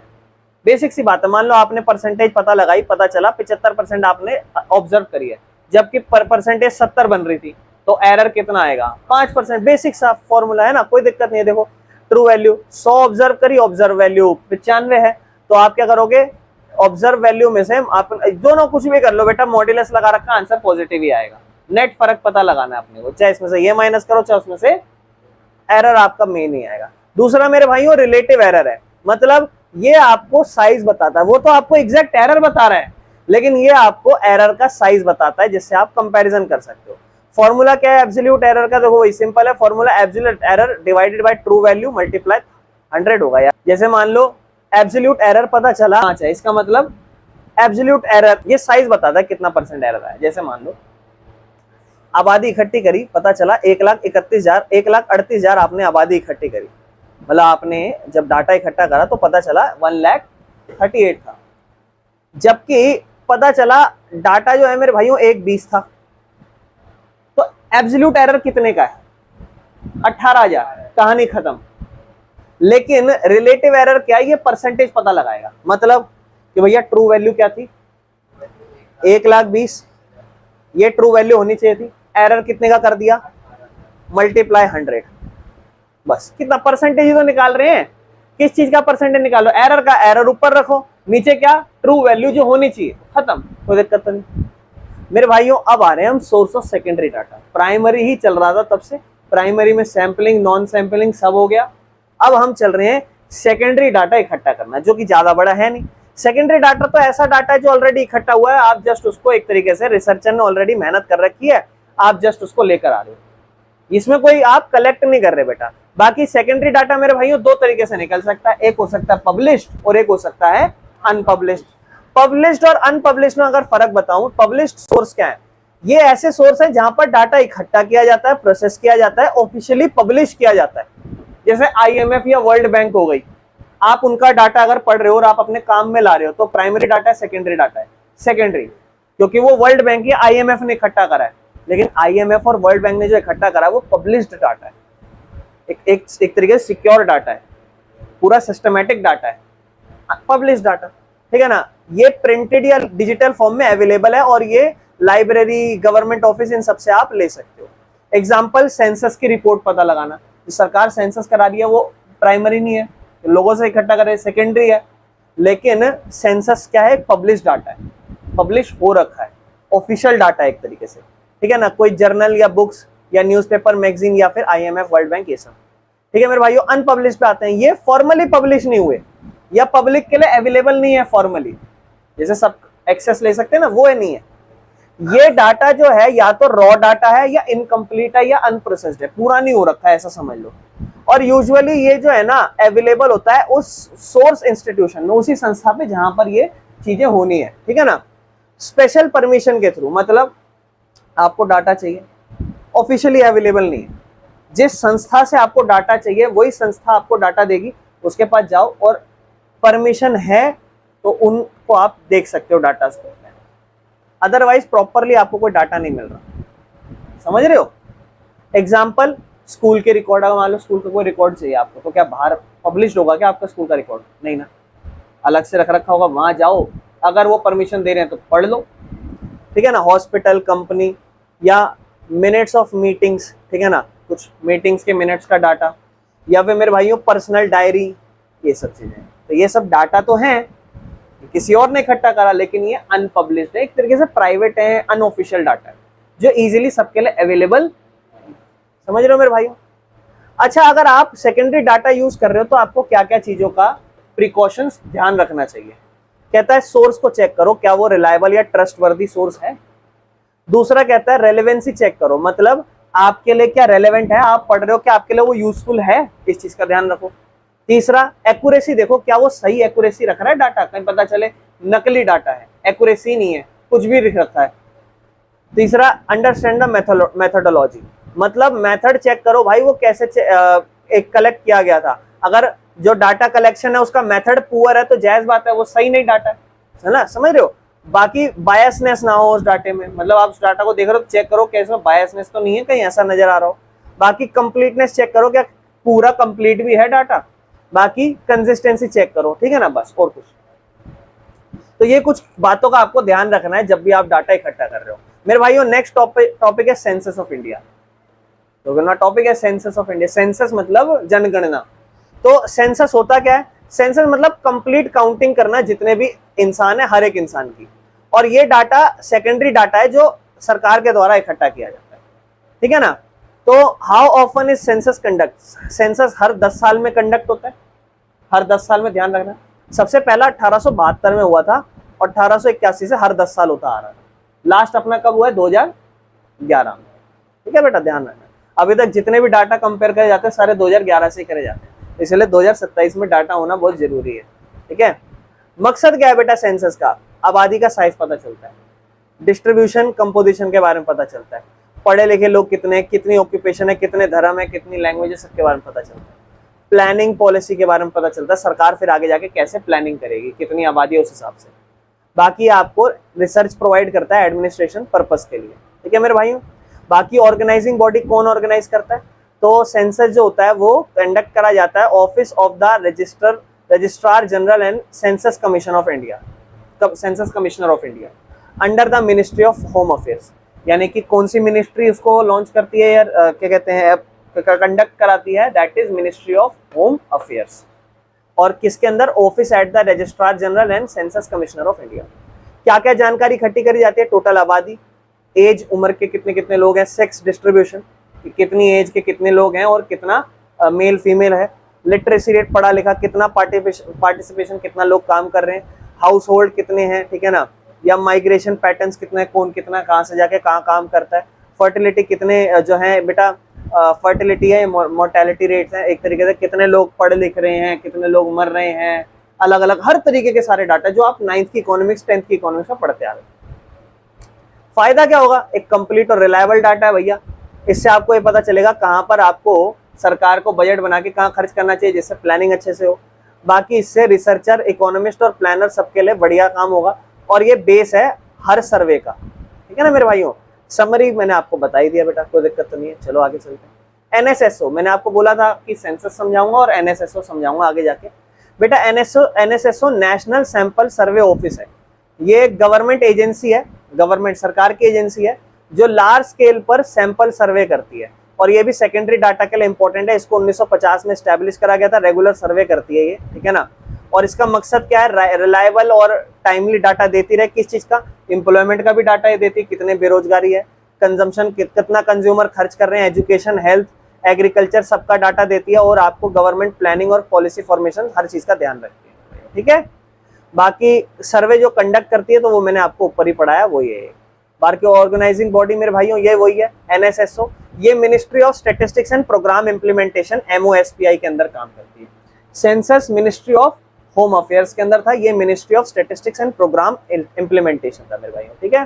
बाकी इसके अंदर सैंपलिंग होती है, इवेल्युएट करते हैं गवर्नमेंट। इससे गवर्नमेंट कोई भी स्कीम निकालती है ना तो वो तभी निकालती है जब प्रॉब्लम पता चलती है, तो ये एक तरीके से डाटा इकट्ठा करती है। जैसे मान लो वो जो डाटा इकट्ठा करा, वो जो बनाया था, क्या कहते हैं, आपने सुना होगा मगनरेगा या MNREGA, Mahatma Gandhi national rural employment वाला, आपने सुना होगा बचपन में, 10th क्लास में पढ़ा हुआ है ना, रोजगार योजना या कोई से भी योजना है, वो सब ये डाटा दे देते होंगे, फिर सरकार अपना प्लान बनाती है मेरे भाइयों।